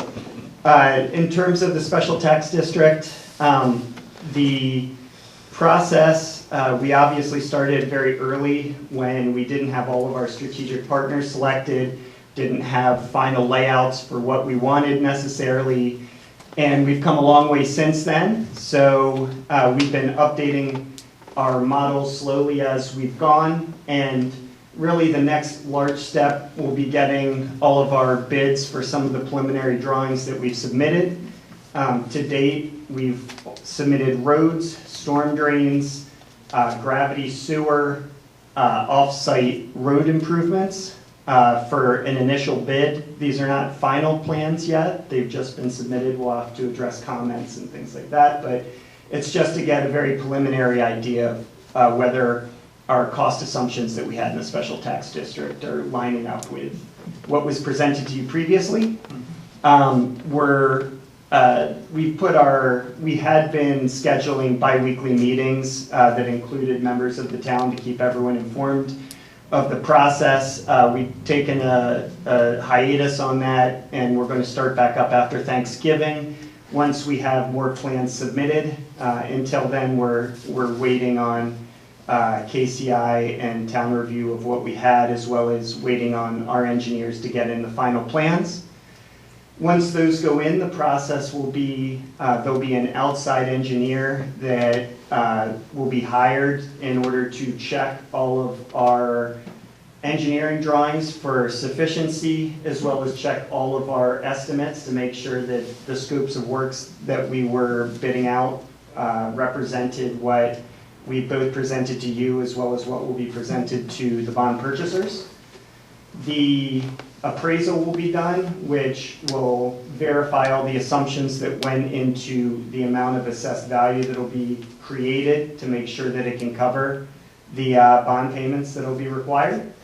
And then we will move forward with the formal release to underwriters in order to try and get these bonds issued. And our overarching goal right now, and of course it's always a race against time, and having to go back for a second or third or even fourth review on some of these things can really throw a pretty big wrench in our plans. But our goal is to have final approved PWAs, which obviously necessitate total approved plans sometime around end of February of next year. Ryan, help me understand now, I'm just trying to recall when we did the special taxing district, we sell the bonds, the dollars come in, the town of Elkton is the steward of those funds. Am I correct so far in all this? Yes. So Lewis will be the steward of the plan, or the dollars here to make sure that the infrastructure with the agreements on the public works agreements are moving forward in a timely fashion. So I saw some emails going back and forth between staff, and I believe it might have been with you, Ryan, Yeah. about the public works agreements. What do you need from us? To break them down a little bit? Yeah, so the concern is, for those of you who don't understand the process fully, you might find this surprising, but not everyone trusts developers. So what municipalities and counties have done is they create public works agreements, which basically say that we will grant you these permits, but you're going to post securities in order to ensure that they're built per plan, and those securities won't be released until we are satisfied that those improvements are both complete, and in a lot of cases, they'll have a maintenance period afterwards to make sure there are no latent defects that show up at a later time. The problem with the timing in this particular project is the amount of improvements involved. As Ray mentioned earlier, we have 2 pump stations, we have an entry road, off-site improvements, water tower, well house. These things won't all be have approved plans ready to go on that February of 22 date. Some of these things might not have fully approved plans for a year or 2 after that point. And what we'd like to avoid is a situation where nothing can be built while we wait on these last plans to be finalized 2 or even 3 years out. What we'd love to be able to do is the plans that are ready as of February, say, could be a part of their own public works agreement, whereas some of the things due to phasing that aren't required until later on be put off till future public works agreements. We fully acknowledge that the work is our responsibility and will need to get done. We just won't have it all ready at the very beginning, and we'd love to be able to break it up into more manageable bites. I'm sorry, this is similar to like the road situation. Now, some of the developers, now, make sure I'm saying this right, would only do portions of this based on the housing that they're building. Correct. So what you guys are doing, you're putting the money up, you're funding it, and why should it be stopped now because of that? So, I mean, as far as that public agreement, I don't know whether I'm talking out of place because I don't know that much about it, but it seems like it's part of the process. Yeah, and I guess the other, it might be a little too bold, but, the public works agreements come with the securities that are posted, like I mentioned. Your town's rules, I believe, are 120% of the total cost in a letter of credit. In this case, you're actually getting allocated the dollars ahead of time that are going to pay for it, so it might not even require a letter of credit. I don't know how that all shakes out. The money will be in escrow. It'll be funded through the special tax district. We'll work it all out. It's something that's going to be part of the process. That's why Ryan and Lewis and the town are working through it. Well, listen, I think it's very, we have a window of opportunity here with all these jobs that are being created to make sure that we get these residents in the town of Elkton. And we need these houses built. We need to make sure we're moving forward the best we can and doing it correctly. And, we trust our staff to make sure it's correctly, but I can't see why, if we have our town attorney and Lewis between the 2 of them, I think that there's some things here that we could work on to make it right. It'll make We got the money. life easier for We you got the guys, money. too. I think it's a little different in this situation. We have the money and we'll get it done if you fail to get it done. That's right. But we're gonna make it. That's right. Very good. I think that's, You want to talk quickly about the infrastructure update and where you see that, just timing? The road. We can talk very briefly about, what the timing is for the installation of the road, which is the boulevard on 213, the water tower, the sewer pump stations. That's probably an 18-month process. So the idea is to get a grading permit, we'll get a state highway permit for the road cut on 213, we'll cut the boulevard in. That'll allow access to the strategic partners, the Tim Hardman and D.R. Horton of the world and the Burkentines of the world to start preparing their sites so they can start vertical construction. So again, the town is actively engaged in all these conversations. Gene and Nick sit in, as well as KCI sit in on these bi-weekly calls. Everybody's coordinating that. There's a lot of effort, and again, I'm the first one to say I'm incredibly appreciative of everybody, suiting up and showing up and being a team. I'm just saying, Trammell Crow got their boulevard in about 2 days. I think that you guys could make that happen pretty quickly. Well, if you remember, we had a 4 or 5 month process to allow them to do that. Yes. So let's just try to help expedite. I'm not asking to do anything improper. We need to follow the rules. We're following the rules, but we need to process it. That's what we need to do. So we need our hands on deck. And I know we're gonna start overwhelming the planning department, because we're gonna be submitting for multifamily residential. We're gonna be submitting for single-family detached. We're gonna be submitting. So they're gonna get overwhelmed. And I just wanna make sure that we have a solution to give Jean some help, you know? That's what my concern is, making sure that she has enough help. Our relationship with KCI could not be better. They have been proactive and they're communicating with us, and we just need to make sure all that, you know, is maintained, that's all. Very good. Is there a light on there? Is there, we Oh, can, what? Traffic light? So there's, well, Yes. we have liner here, but yes, at the boulevard, and my understanding is the initial phase will just have the flashing yellow. And then it's also my understanding that the third phase, which he's in right now, is studying Frenchtown in 213 as well, for the same treatment potentially. yeah, but let me say one thing about that, because I don't know if you all noticed, but phase 3 includes the marina, it includes the senior house, it includes the second pub.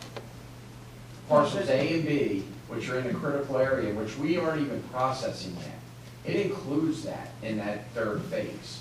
So we are planning for stuff that we haven't even brought into the town yet. We're overbuilding this, because that was in the original traffic study, and I said, we'll get to it, we might as well plan it now, and let's process it now. So it'll actually be overbuilt. Yeah. So you think there's gonna be a light at Frenchtown too? I'm not, Not you. I said we're studying it. You're studying it. I know that. It was requested that we study And it. the county requested that it be studied, Right. so, It was not, yeah. all of these things, we take direction from outside, is what, it's not just us dictating the terms, there's methodologies in place that we have to follow. Thank you. Perfect. His answer was a lot better, I just said I didn't say. There you go.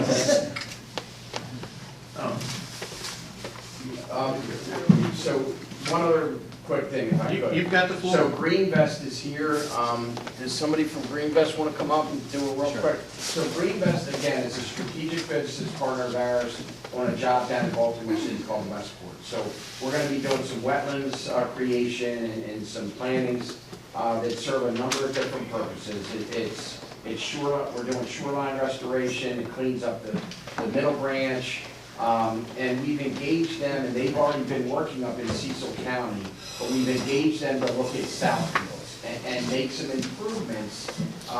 Again, not necessarily on the Southfields property per se, but that would help some adjacent communities. So Michelle might be able to, Mike, can you see if Michelle?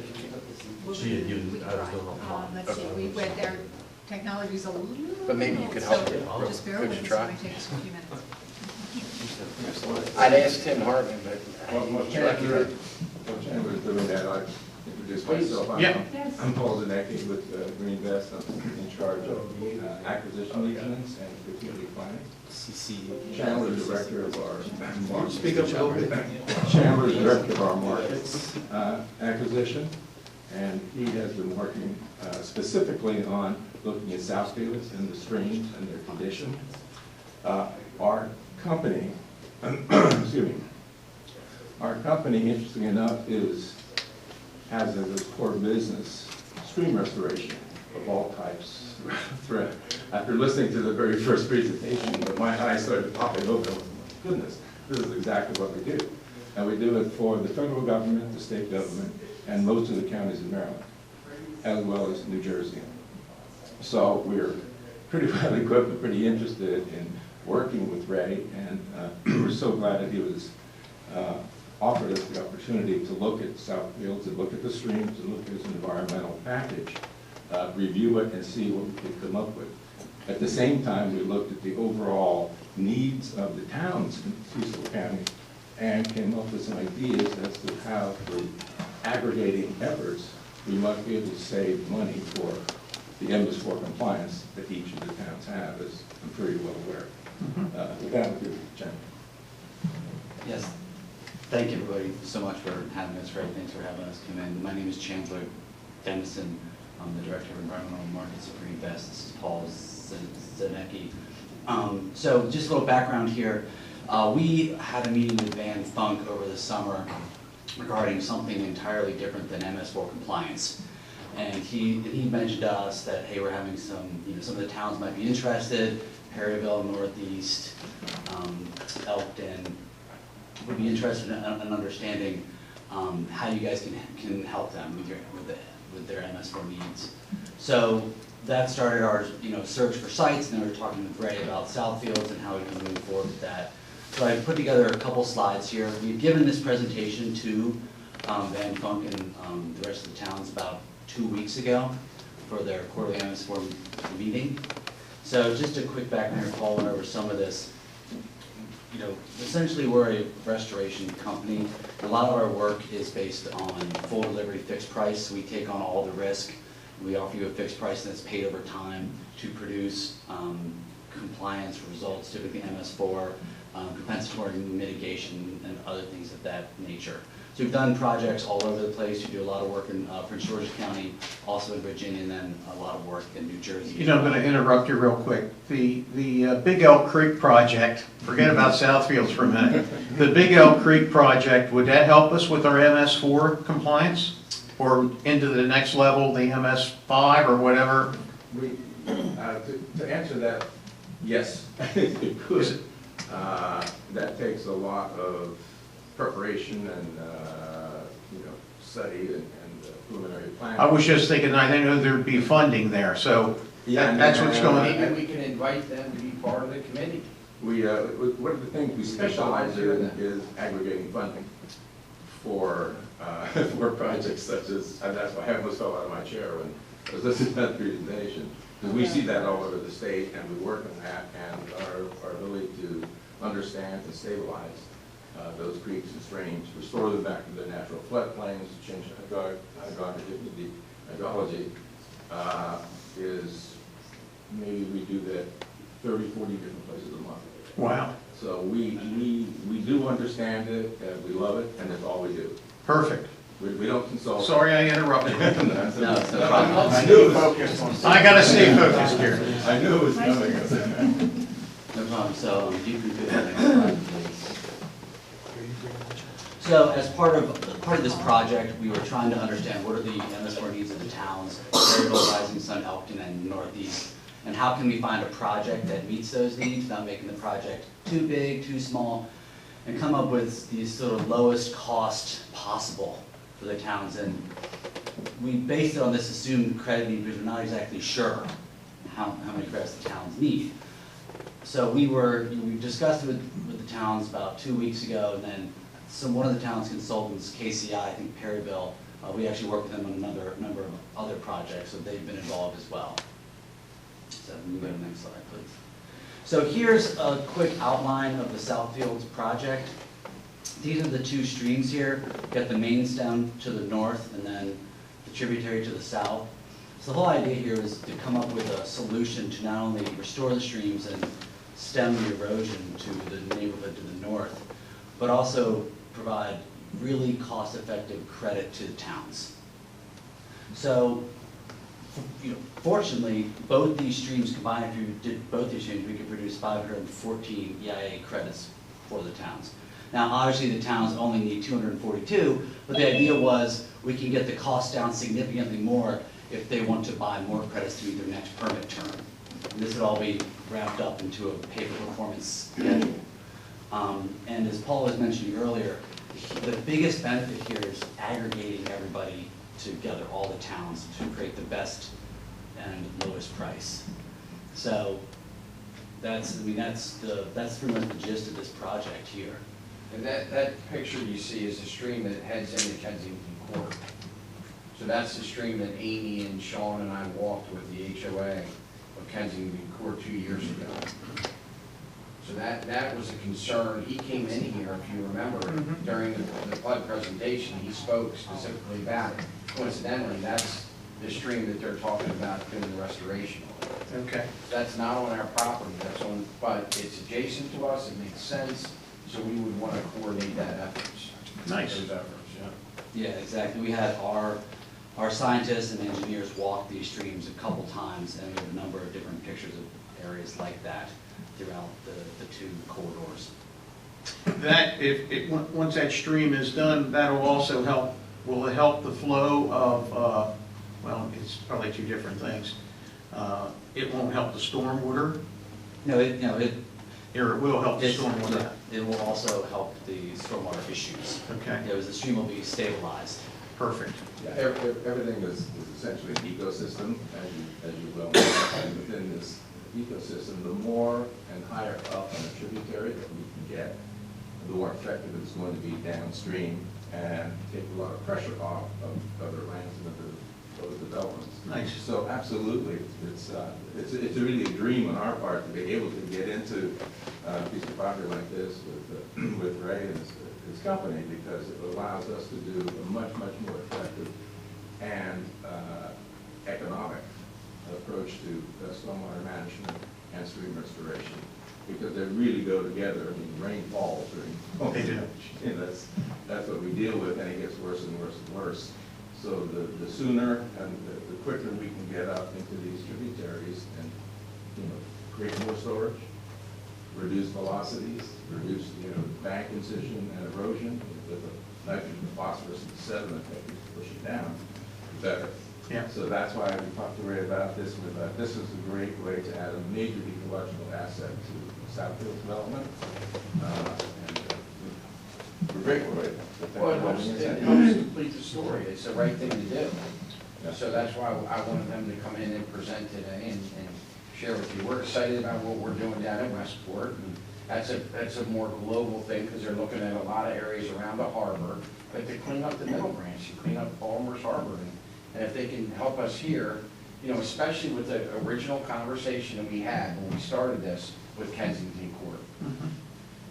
Yeah, and to give you some idea of scale, we just finished up a project called Tinker's Creek in Branch Avenue that comes off of J.B. Andrews Air Force Base. It's 5.7 miles stream restoration through an urbanized area, which is remarkable. And like with Ray at Westport, we're not afraid of urbanized areas and having to deal with the complexities that we do. One complexity with Tinkers was there were 42 landowners. I had to acquire all the easements from 42 different landowners. We don't have that. Yeah, we've got that easy. Convent, Baptist Church. They One landowner. They might be a great partner to be part of this committee. I agree. So these are the connections that we make and to make things better. And I think if Mary were here and she heard this, she would be encouraged, especially with the senator, getting in touch with the senator, and now the Green Best guys, this has all come to fruition, so. Perfect, thank you. Very nice. Appreciate you coming. I'm going to leave a hand that way to give you some idea, but. Yes. Yeah, this is something we gave to the town as well, so everybody's on the same page. Yeah, all the towns. Thank you. Thank you. Thank you.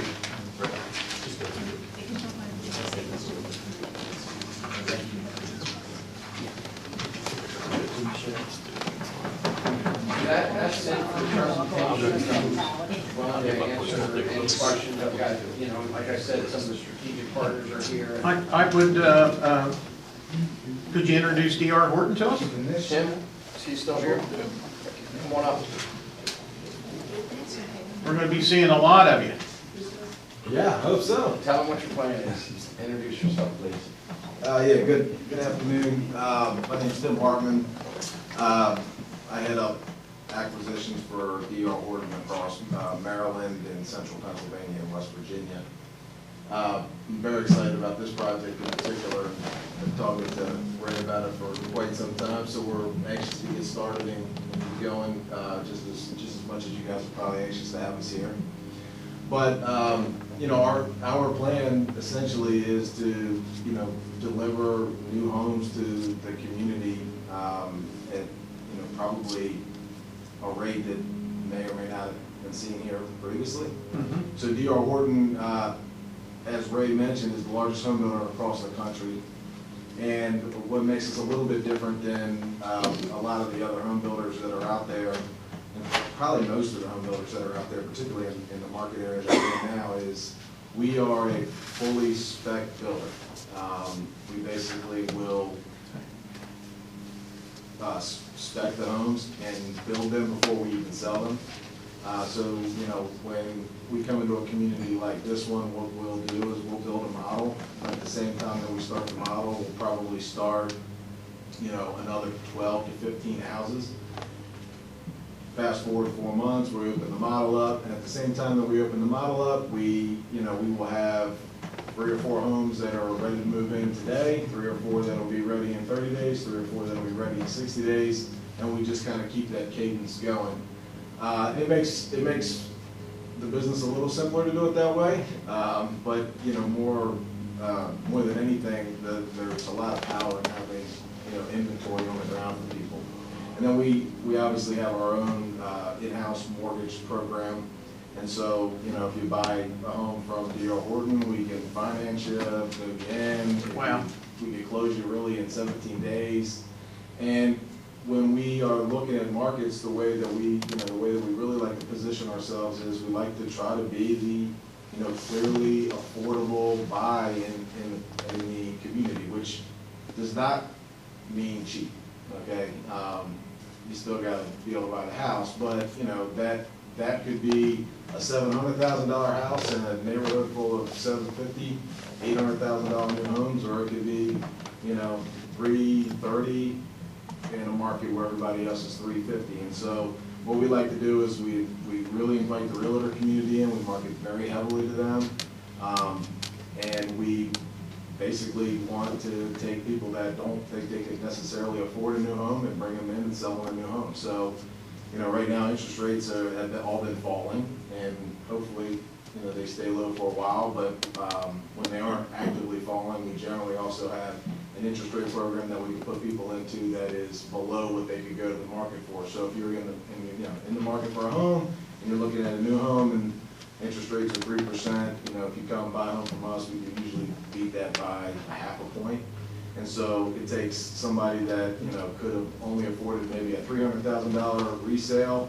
Maybe we could put them into a new home for, you know, and they're going to pay more. It's going to be, you know, $330,000, $340,000, but it's a similar payment, which in today's world, we know it's all about the monthly payment. It's all about what people can afford on a monthly basis. So the idea is to, you know, offer a broad variety of homes based on bedroom counts and bathroom counts, and, you know, provide affordability for everyone. Wonderful. Now, I see you have 2 parcels on the map here. Is the product going to be the same in both parcels? Yes. And, you know, the product may change slightly as the program gets going and the market shows up, and, you know, we start seeing a lot more desire for ranches, and we'll build some more ranches. If we see desire for more 5-bedroom homes, we'll build some more 5-bedroom homes. But in general, yeah, I think the product's going to be similar between the two. Most of it's all a 40-foot wide home. All of it's 2-car garages, and they will come in basically 3, 4, and 5-bedroom kind of flavors with different elevation mixes and, you know, They're not all the same. No, they're not all the same. You know, in fact, I could probably build the same home next to each other 4 times, and unless you walk inside, you wouldn't know it was the same house. Oh, okay. Yeah. Okay. So when I say elevation differences, I mean, we have one house type that from the outside looks, there's 4 different looks to it. On the inside, it's the same layout. I mean, maybe a window's in a different location or something like that, but the bedroom sizes remain the same, the bathroom counts remain the same, the bathroom layouts remain the same, kitchen length remains the same. Tim, I have one request I'd like for you to maybe take back to the company with this. I would love to see the Ring camera on every house that you build out there. For the doorbell, or? For the doorbell would be fine, and it's up to the person that buys the house to do the program with Ring, or a product similar to Ring. I don't have any Ring stock, I'm not bringing that up, but from a security standpoint, we have an opportunity to make a new safe community. And I've seen that this Ring is pretty powerful system. And if every person had Ring in that neighborhood, I don't think there's going to be a lot of shenanigans going on in these developments. So just a request, I think if you guys buy them in bulk, you'd probably get them for probably $50 each, so it's not that much of a... Let me just say one thing real quick. I think the big difference between D.R. Horton and other builders, and Tim will acknowledge this, other national builders are our clients, okay? I've got a phenomenal relationship with D.R. Horton, and we have for a long time, but here's the difference. D.R. Horton buys things in bulk. They don't wait for 3 lots to get developed and build 3 houses. That's not what their program is, and I think that that's so important here. Because you mentioned it earlier, Mr. Mayor, we have an opportunity to capture some market. There's going to be immediate demand. Well, he's not gonna build 5 houses and wait for them to be sold. He's buying 150 lots at one time. It's to his benefit to build those houses and sell those houses. They will not limp through this. And that makes a big difference. It's a huge difference, and that's what Southfields needs. We have an opportunity, we've discussed that, we know that, the market is telling us that, and that's why we chose Horton as our strategic partner, because they have the capacity, just like Trammell Crow did. They have the capacity to build it. That's important. So I just wanted to mention that, because I think it's a difference maker. Thank you so much. Absolutely, thank you. And I'll definitely take your recommendation. Thank you. Thank you. Ray, is there anyone else we need to meet? Mike might want to come back up. No, I don't know about that. Thank you. Listen, we really appreciate you coming forth and updating us on the whole project. Thank you. And there's a few things that we can follow up together as a team.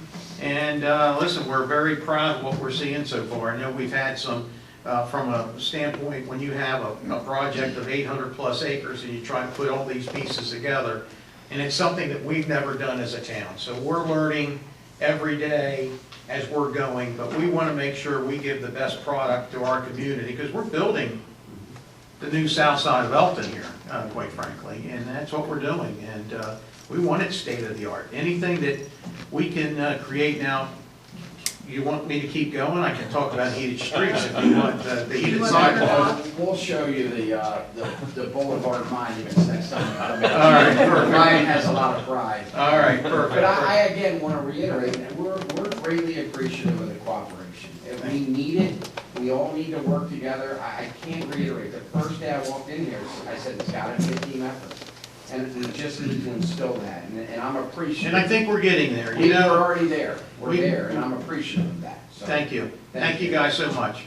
Thank you for being here. Yeah, I appreciate it today. It's been very informative. I appreciate you guys coming in and sharing all that with us. Very much. Thank you. Yeah, thank you. Thank you.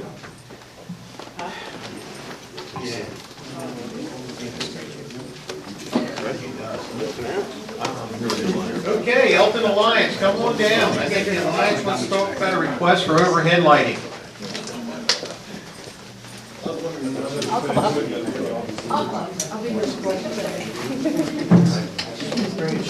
You can bring up. Jess, you can bring a chair up. All right. Well, thank you for the time. Can I go and start? Yeah, go ahead. You guys have been here for a long time this afternoon. We don't want to keep you for very much longer, but we're here from the Elkton Alliance. My name's Brad Carrillo. I'll let everybody else introduce themselves. And we also have another board member, Mike Brown. You've heard a lot from him today. And Sandra Edwards. I'm so sorry, Sam. You've been here for a long time. The head of economic development for the county at this point. The reason we're here, Mayor and Commissioners, is last year we tried an initiative to be in conjunction with the Winter Lights promotion that Cecil County did. We couldn't quite get it done because we had some impediments with building owners downtown.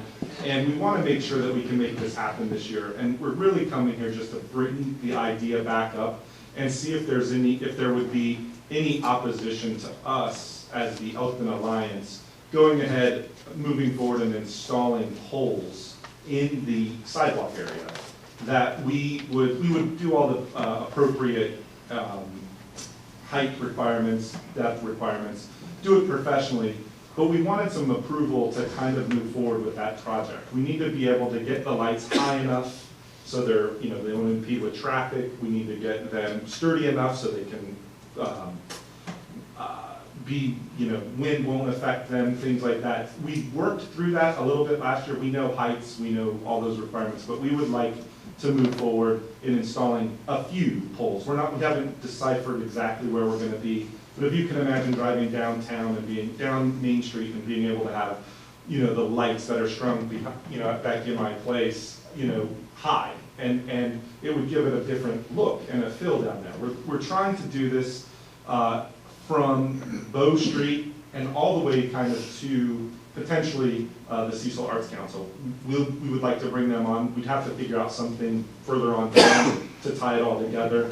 But we didn't want to waste a lot of time and effort. We seem to have done that last year and ran into a brick, you know, kind of a wall there where we couldn't get it done. This promotion, or this activity starts in February, I believe, but January.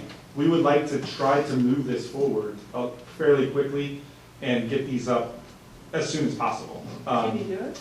We think we can if we have some, you know, all we need to do is make sure that our product is stable, and we have the traffic engineer that we used for our outdoor dining study. He's very familiar with the project, and we feel that we could go to him and have him give us the specifications that we would come back and produce. Either, if we don't have to come back in front of you, we won't. If we have to go to town hall, we'd be happy to submit those specifications to them.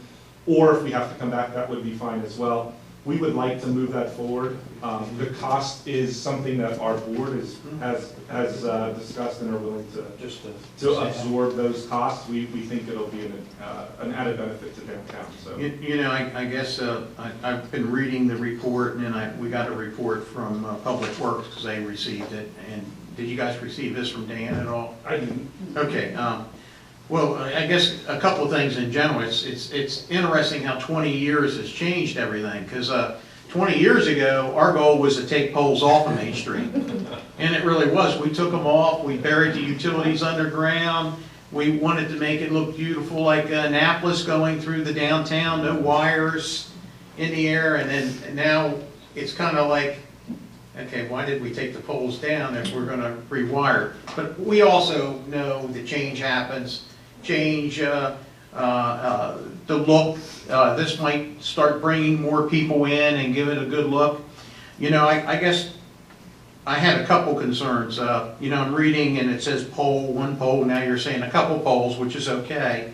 Then I look at what our Public Works Director has brought to us, and you know, Dan's an engineer also, and he's looked at it. Those poles have to go down 4 feet to make the wind vibe and the movement. And I don't know how long. You mentioned maybe some flag poles, and maybe would this be lit all the time? Would you need this pole all the time, or what's the thinking? Or we've looked at removable poles as well. We'd also like to have, the pole placement is critical because we do have business owners that would allow attachment to the building. So the reason I'm saying a couple poles, if we run into issues, we would rather have them attached to buildings. And we're trying to get a straight line across with one pole so we can do a banner. Is it one, we've got one landlord that won't allow? Has it been asked? Has he been asked specifically? Yeah, I believe that we tried to get that done last year, and it was one landlord.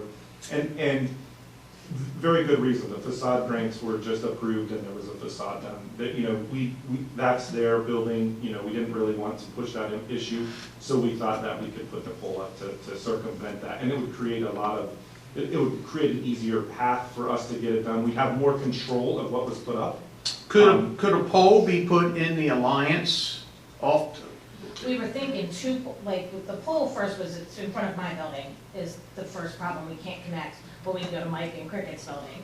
So then we kind of moved it forward. If we did 2 poles, just like Charlie was saying, that traffic plan to go down that way to get the people. Imagine 2 poles with a banner like Northeast has that says all the fun things that we have happen, followed by lights. It's just something that is aesthetically pleasing. So if we were going to put a pole up for my building to connect, why not do the 2? And that's why we're saying maybe a couple, because it could be 3. It could be more. But it's to not just because we need a pole because I can't go off my building. Mhm. We were thinking even more, like signage. People would ride down that street every day and be able to see Cash for Christmas, with Fall Fest, and then just the lights. Anywhere you go now, that is a thing, you're right. 20 years ago, Mhm. that was not a thing. Lights going like this across the Mhm. street, now you can't go anywhere without seeing it. Has the business owners thought about decorating their buildings themselves, like in lights? Would he allow that building to be decorated in lights? Could we shame him into having the lights? Because it leads right into the decorating contest that we got going on this year, and, My outside I could do, because it's our outside, the town street, people can't touch the building. Can't put anything on the building. There's even, what are those little islands? They're there, but I can't use them. I think ultimately what we're just, we're trying to make this happen in time for the holidays as well. I think I would like to try it, and if it's one pole, I haven't seen Dan's comments on it at all, but we would he was certainly talking about address guide wires and guidelines, and it would be in the pedestrian. So I guess what I'd like to ask is maybe someone could meet with Dan and walk the site. I would be happy to. And show them specifically, and let's have some type of drawing where these would be and how they're not gonna impede anyone walking. I know that the lights will take away from the poles, but it hurts me to put a pole, myself personally, put a pole back after, because I was part of, you were a part of it too. The three of us were part of the $6.5 million underground utilities. Yeah. This is No, different though. I think we. It is different. It's a different. It's a different look. And we're It's a not different asking to do purpose. electricity in the poles. Yes. No I think the electricity. business owners have agreed to allow hookup for electricity. From to their- the pizza shop up. We're trying to get that done. Right now, we have a commitment for most of the businesses down there. We need to contact two to be able to go from Bow all the way to the Arts Council. Now, there will be probably a gap between the senior housing and the courthouse to get down to the Cecil Arts Council, but they've been a great partner of ours as well. Could the banner, I know you're thinking about a banner, but couldn't the banner connect from Minahane's building directly across over to the Ritz Hotel? Potentially. We haven't. I'm thinking, I think we just need to map it out a little bit. It would be directly across from my place. From your place. And it's Which depending on how obviously is tall- not a problem. Right, and we got tractor trailers is the underneath is the problem. Well, if anything, this would be a good test to get started. Yeah, I think we would like to try, we had buy-in from all of the owners that were basically, from High Street to the coffee shop, is that the right street? Yeah. North Street to the North Street to coffee Courthouse shop. Plaza, at least to Brittany's. And we don't really want to just light up, again, just light up Becky Elk River. Yeah. Like, we want to make it, because now there's things happening all down the street. So the convenience store, the pizza shop, Edwards, the tattoo parlor, Showcase on Main. We want to make it all inclusive, so it's almost like when we ask for one or more polls, it's like, let's test it between us to make sure it doesn't look tacky, it doesn't look bad. We're thinking putting up a banner will take away from, I don't want to say a sore of a pole, but it wouldn't be, because now there's so much more downtown than there was before. Listen, When you look downtown, it's you see- proven, the seating's been wonderful down there, the draw that we are having, the music we're having. I think it's been enjoyable for anyone that's using it, and we could go back a couple years before COVID, it was pretty dead. Now it's starting to really come back, and the Fall Fest was a great example. I think these things enhance that downtown community, I really do, and let's just figure it out. So, is everyone okay with that? Yeah, plus I think Dan might be able to offer some suggestions as well, and you walk with them. I'd like to see it started at the And bridge. would we have to get approval from the state highway? Main Street's ours. Main Street's State ours. highway, you know. Okay. Hey, It starts State Highway at South. At South. Street on at State, but between South and 213 and on down, Listen, I'd love to see those white lights all the way from American Home and Hardware all the way down the hill. That's what I like. I mean, And I'd that's love to what- see a I nice mean, truck. if this works, that's kind of the thought, and then if we took them down, I mean, we've kind of talked about poles being, sleek, so, and if we have to get them deep enough, when we take them down, the poles can go away, essentially, if we want to take them down. I know, I have a building in Northeast, they put the lights up in January of last year, they're still up now, Yep. and I don't think they're ever gonna come down. And, I was participating there, attach it to my building, I think it looks great, it creates that sense that we're trying to create a community downtown. Create your downtown. And I think that, that's And really not what every we're. building is the issue, like, it's not gonna be 20 poles down the road. Say my building wasn't an issue, but it was too short, there would be a pole in placement because of, it's too short. Most of the buildings are high enough, like Mike's to the 12, to the top SU, to Yeah. Page, all that was fine, I don't know. And if the West pole Station- has the lights wrapped around it, it's the hidden. top of it, and It'll it's be- something, and we can even look into something on the top of it, it doesn't have to be like big black hole. We talked about the one in front of Becky's Place being maybe incorporated, just the pillars, if you're outdoor dining, maybe we put it through one of those and extend that. We're not sure, we Because can now be that's super permanent. creative with that. That was approved, right? No, outdoor dining was not approved? I don't think we ever approved it, did we? I don't think we ever approved it, no. I think it's a formality at this point. Yeah. See, listen, when you guys get together with Dan to do that walk, I would like to do that with you. I've kind of championed this cause from the beginning, and I would like to keep abreast of the developments. Perfect, that's what I say we do. We're gonna take your recommendations, you work with them, and let's go from there. Is there anything else that we have to do for the permanent dining on just a separate note? Are you guys going to discuss that at some point? Do we- I think you should probably make sure that Gene or someone's in, oh, you're talking about the dining? Yeah, dining, yeah. I don't think that anything has to come back in front of us. Okay. I think we just have to either Hear it or not? Okay. What about, just have to pound the gavel, as you said. what about speakers? What? Speakers for music, announcements, things like that? We were Sure. I briefly- actually applied for a grant, and they kept delaying it, but we just received an email. Within the next 2 weeks, we'll find out whether or not we received grant money for that. Oh, Because I did apply for the entire speaker system. Did I just you? keep, we apply for everything we can get for Can it. you, So can we you keep just trying. let us know how that's going? Sure. I don't want us to, I don't want to drop the ball. I really think it's important to have a intercom system for all these events that you're doing. Yeah. And music during parades and, Yeah. it's, We agree. Yeah. okay. I think we got a guy right back there to help us up. We actually did a wireless system for the town a while ago that works off of FM that you can actually spread out within about a 2 mile or 3 mile radius. It takes a little bit to set up. I know we worked on it together and That was the problem, nobody wants to set it up. okay.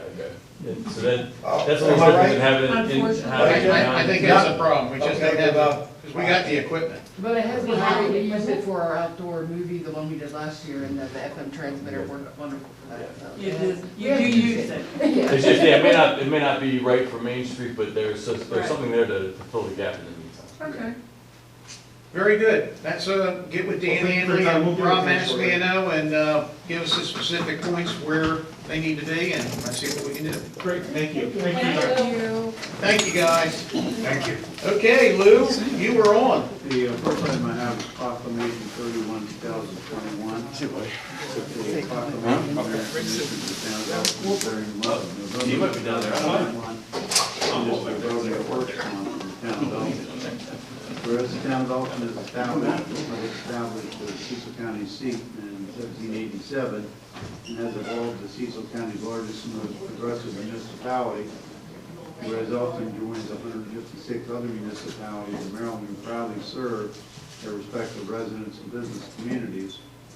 And whereas municipal government represents the most responsive level of government, allowing citizens direct access to elected officials to observe the operations of their government, benefit from the many services provided by their governments, and in an effort to educate citizens about municipal government and the importance of their participation, the town of Elkton is proud to promote municipal government awareness.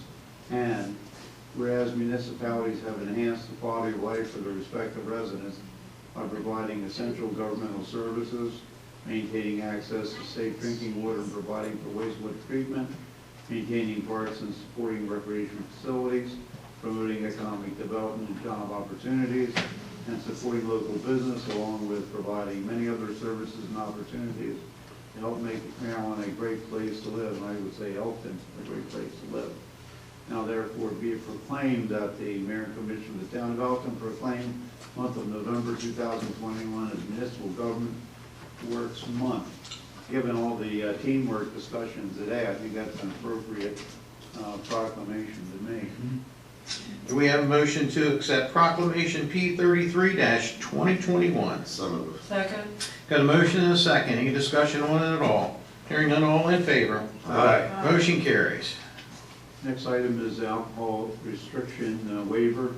The Mayor and Commissioners are holding a gala at the Community Center on December 5th. And this is a waiver that allows alcoholic beverages to be served and consumed on those premises. We have a motion to approve the waiver for alcohol. So moved. Got a motion So and a second. Any discussion? Yeah, who's doing alcohol? I think that we're gonna, I think we had, or we were handling it. We're handling it. Okay. We got it handled. No, I think the play was we were gonna just have wine and maybe some beer, but no hard alcohol. And from 1 o'clock to 4 o'clock, I think we. You said it's from 1 to 4? 1 to 4. 1 to 4 on that day. All in favor? aye. Motion carries. Last item I have is the Elkton Water Treatment Plant.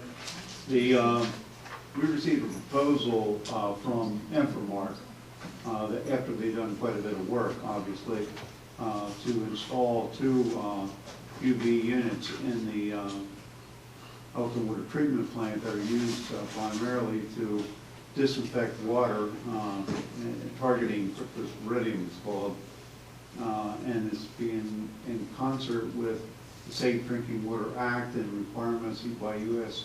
EPA and obviously the state of Maryland to enhance our disinfection process. The town is already authorized and Infomark has already installed new tube settlers and filter media, but the last stage of the upgrade for that plant involves the UV units. And their estimate cost for purchasing and installing these units is $537,976, and we'll use ARPA money to pay for it. It's already cleared through MDE as a eligible project, so we can use ARPA money opposed to our own money. So I don't know if you want to have this presentation by Infomark to explain it in more detail, or whether you want to just take it from me that we're going to do it and pay for it.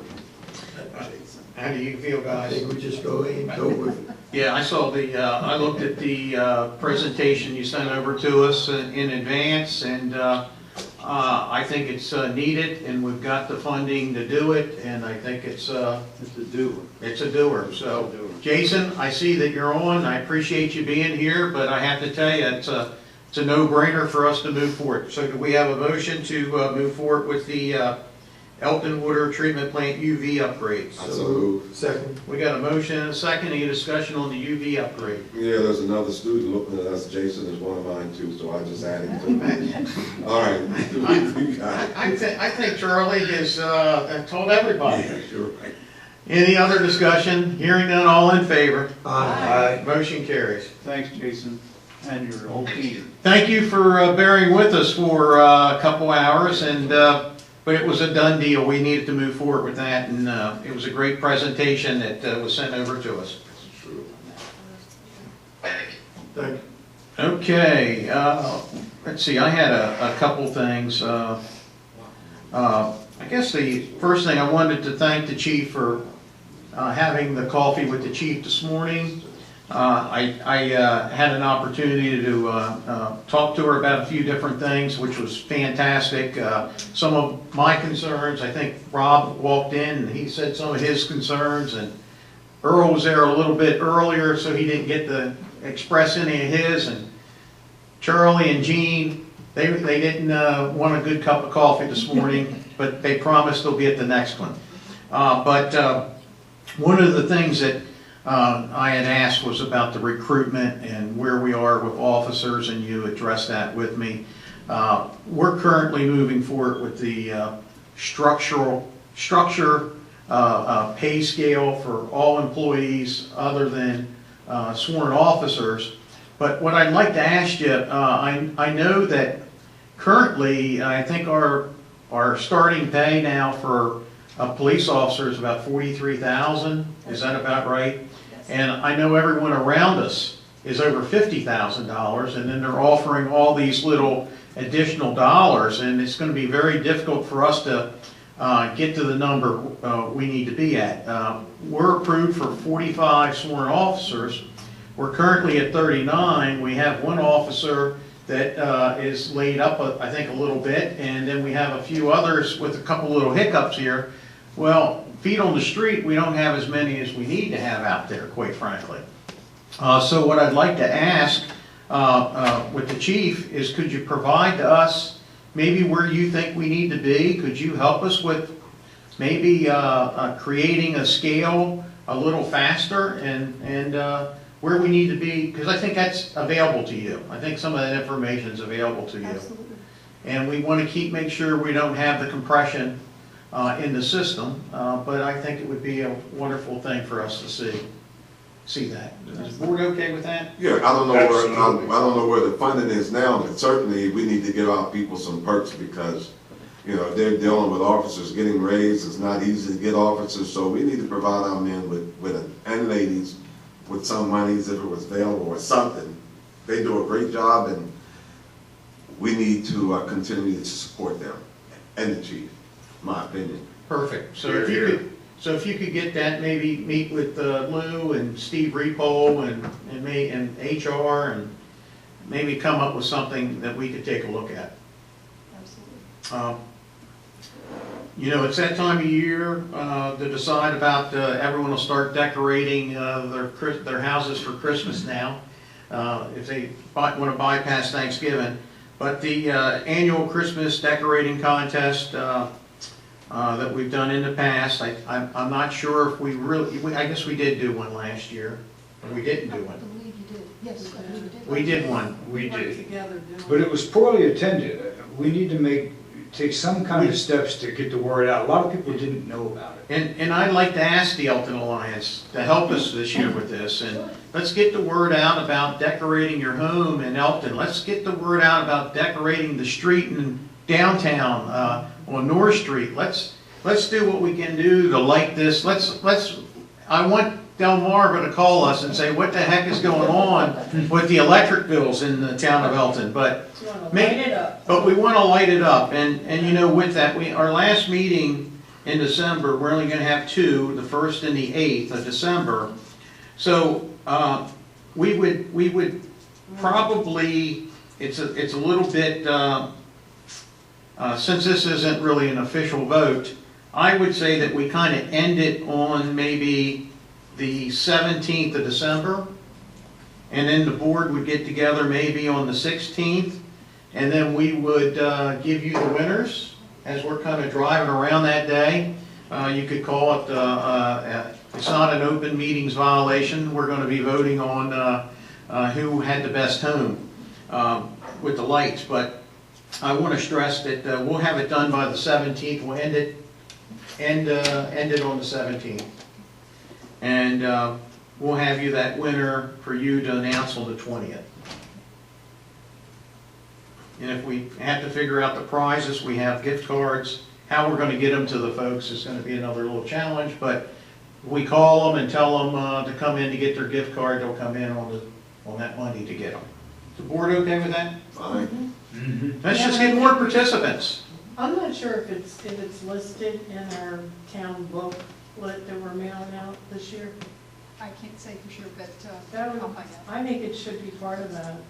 Does the Cecil League publish anything? I can get sample to see if they Let's use the kiosk, let's use the section. We could down there use- on yeah, we could use- Delaware Avenue, that, not the kiosk, what you call it? in front of the Alliance. the No. kiosk. Yeah, we gotta Delaware Oh, Avenue. yeah, I see. Let's use Yeah, that, it's up there, yeah. Lou, I also wanted to mention that in the old Public Works property, we have the linking road construction sign light. I don't know if the wind turned it or not, but it was still operational, but you couldn't even see. It just said caution on it. What's the location? The old skate park. Old skate park? The skate park, our sign, or maybe it's the state highway sign. Yeah, there's state, that's state highway, around seven. I hear Dan saying something. It's their sign or ours? No, it's up. Okay, yeah, it was, I think the wind got it. Contractor working up to the other side of Delaware Avenue starting Monday. Okay, perfect. Okay. Perfect, it just got tilted, and when I was making that turn, I could see it said caution or something on it, but no one could really read caution because it's turned the other way. I wanted to mention the Halloween parade. I thought was a huge success. A suggestion, now that I got Jessica here for the Halloween parade, would be, the day before, on that Friday night, I actually like the Saturday venue, but the night before, on Friday night, CASA had a trunk or treat event in their parking lot that had about 60 vehicles there. The Elkton Police Department did a wonderful job, and I did see a former member of the police department that was an Oopla. I was hoping that maybe she was coming back. I thought, That would have been nice. I was just gonna suggest that. She was out there working, and I thought maybe she could come back to the town of Elkton. That would be an easy hire to come back. I have offered. All right, perfect. But she was out there working the event with us. It was a fantastic event. I think that might be, I'm seeing more of these trunk or treat venues. If we could coordinate that trunk or treat event with our Halloween parade, then it would take a lot of pressure off of people handing out the candy here. The parade could be over, you could go directly up into the trunk or treat, and it's a whole new parade up there. True, yeah. I think it could be done on the same day, and I think it'd be wonderful. I think that I would like to see more participants in the parade again. I don't know if it was because it was on Saturday night. Maybe we could even start it earlier, There's no reason why we couldn't have the parade in the morning if the board wanted to do that, if you guys wanted to do it, because before we were worried about the pharmacy and the hairdressers for Saturday mornings. We really don't have that concern anymore, and it may help the businesses out later on. But those were my 2 cents worth. Also, we had the ribbon cutting with Planet Fitness. It's hard to believe they've been here quite a few years, and this is their 3rd expansion. And it's a wonderful thing that they're so excited about being here in Elkton. It was very, very, it felt great. I filled out the 50/50 ticket, and I knew it as soon as I filled it out. I probably shouldn't have, because I won, and I told them that I could not accept the 55-inch TV, but if the 55-inch TV could be donated to the Elkton Community Center, we would take it. And Victor Brick said that he would donate a 55-inch TV to the Elkton Community Center, which is very nice. So at some point, he'll probably reach out to us about getting the TV over there, but it was very nice of him to do that. He didn't have to, because I was not going to accept the TV. And lastly, I had a great time at John Downs' birthday party on Saturday evening. John, happy kind of belated birthday from the whole board here. Normally we have cake and get you to blow out candles, but that'd be a lot of candles. That's a lot of candles. So we're not going to do that today. More candle than cake.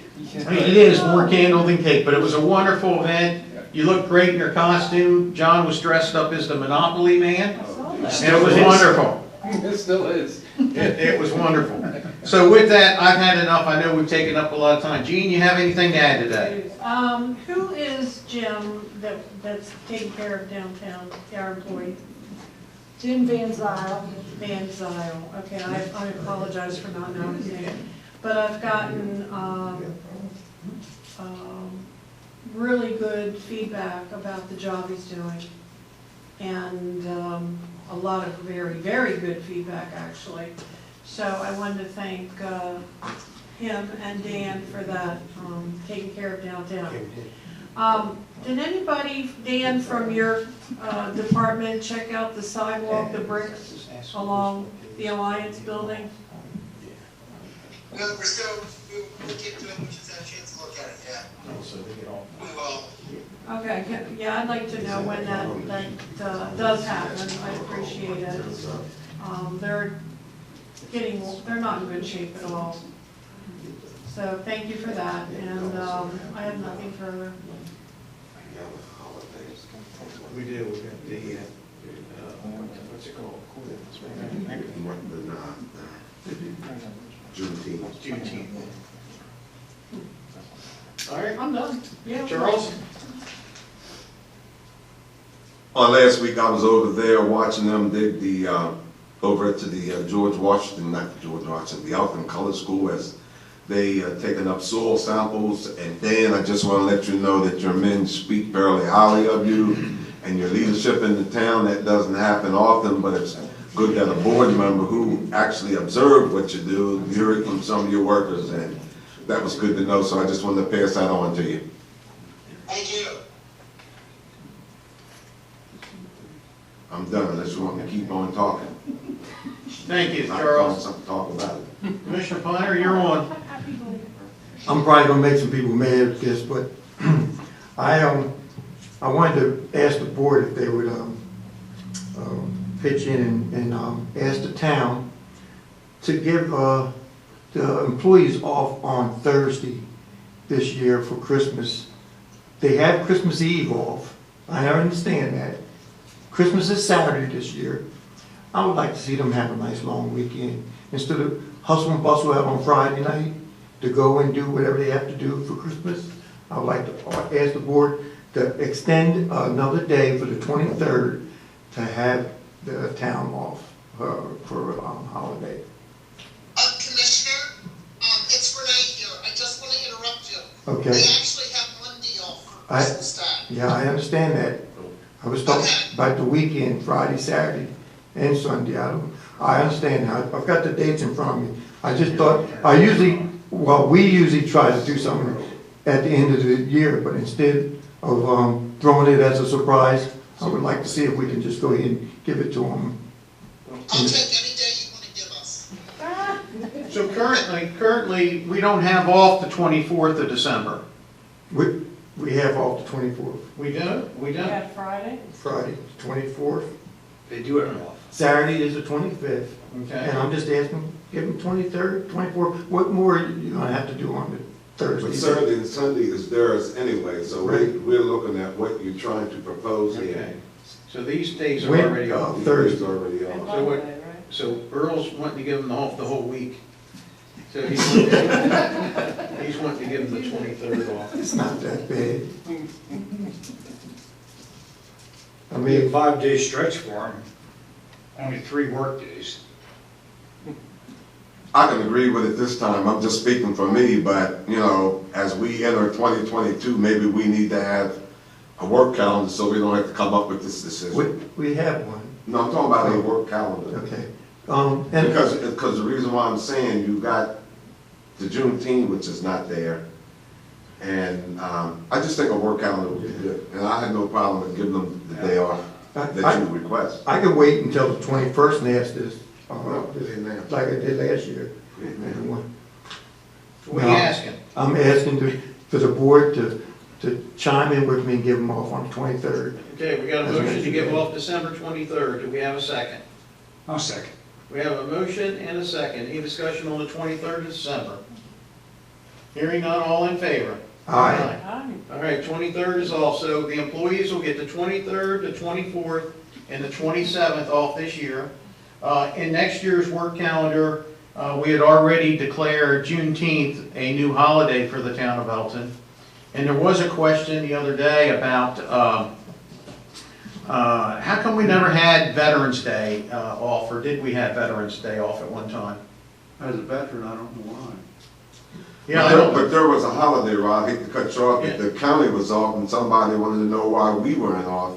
And I can't remember what that was, and that was most recently. That's why I keep saying, with a work calendar, you know good and well what you got, because with the way the world's going now, you're coming up with all these holidays, and there's no way in the world you can keep up with them, in my opinion. Renee, could we ask you to produce to us for the meeting in December next year's holiday schedule for town employees? I'll take that as, yeah. Perfect, that'd be great, it'd be nice to see. She does that every year. Yeah, we got it here in front of us now. Rob, anything else, Earl? No, that's it for me. All right, Rob? I don't have much. I'd like to say this was a very informative meeting. I thoroughly enjoyed it.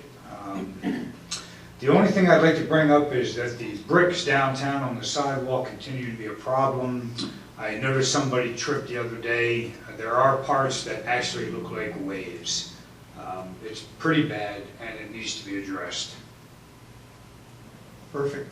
Well, I'm where sure was that at? it's, we have to have Dan, have you met with Dan at all? Can you meet with Dan? I can meet with Dan anytime you want, Dan. All right, perfect. I open at noon. If you want to meet one morning, we can take a look at it. He's going to be out there looking at the Alliance side. Yeah, showing you on the poles, when you're out there for the poles.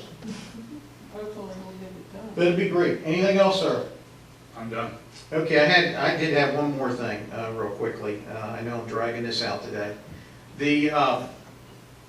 We had a meeting with Artesian. We talked about a few different things in general. I think we as a board need to get with Lou or send some feedback to Lou about that presentation. There was some interconnects. There was possible water going over to a client on Route 40. I don't really want to say their name. And we just need to get that get some direction going here. Lou sent me some emails back and forth, but I'd like to get some input from the board on that too. Just send Lou an email, or Lou, you give us your recommendation, and then we'll feed back through the email process, each of us individually, so we can get back to Artesian. I know one is the interconnects positions, and I know one was we probably need the insurance for the laterals. We need to get back to them also. We're having a workshop. We are having a workshop next week. Is a workshop like meeting or meetings like workshop, or what are we having? Actually, we're meeting. We are meeting, and we'll call it a regular meeting. In fact, I'm glad you mentioned that. Chief, can you have us some of that information next week? Maybe give us an update? That'd be great. Could we do the closing? Yes, we could. So let's advertise it as a regular meeting, which it is. So if we need to take action, because we may need to do a closed meeting in reference to these interconnects. Perfect, that's what we'll do. All right. That's a good idea, because we are not going to have a meeting on the third Wednesday of this month. That's correct. Thank you. Okay, this is the time we open up the floor for the public. Is there anyone out there that has anything to say for the good of the town of Elkton?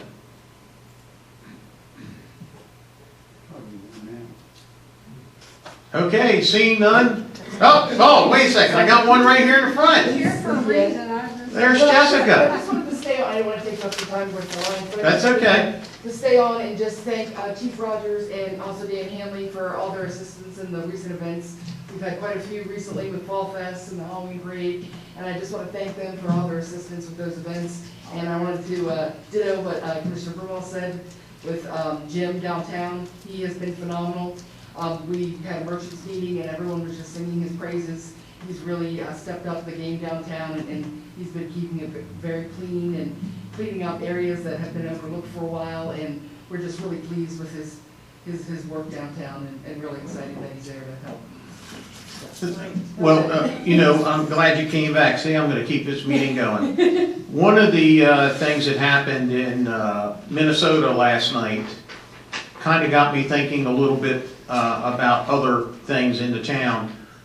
In Minnesota, they voted down the defunding of the police and the new community policing, or whatever they were going to call that, public safety committee, it got voted down. But it did, a couple of things that came out of that, in my mind, got me thinking. One time, the Elkton Alliance talked about doing ambassadors, creating ambassadors. Maybe we can help.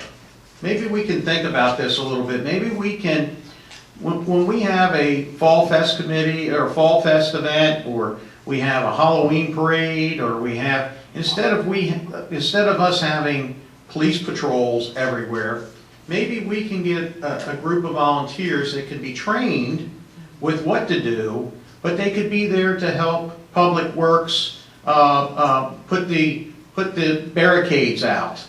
All right, but I don't want to necessarily say trained, but I want them to be volunteers. I want them to walk around. I'm the ambassador of Elkton. Hey, they see this guy in this jacket, and then they say, well, hey, could you tell us where the restroom is? And they could direct them.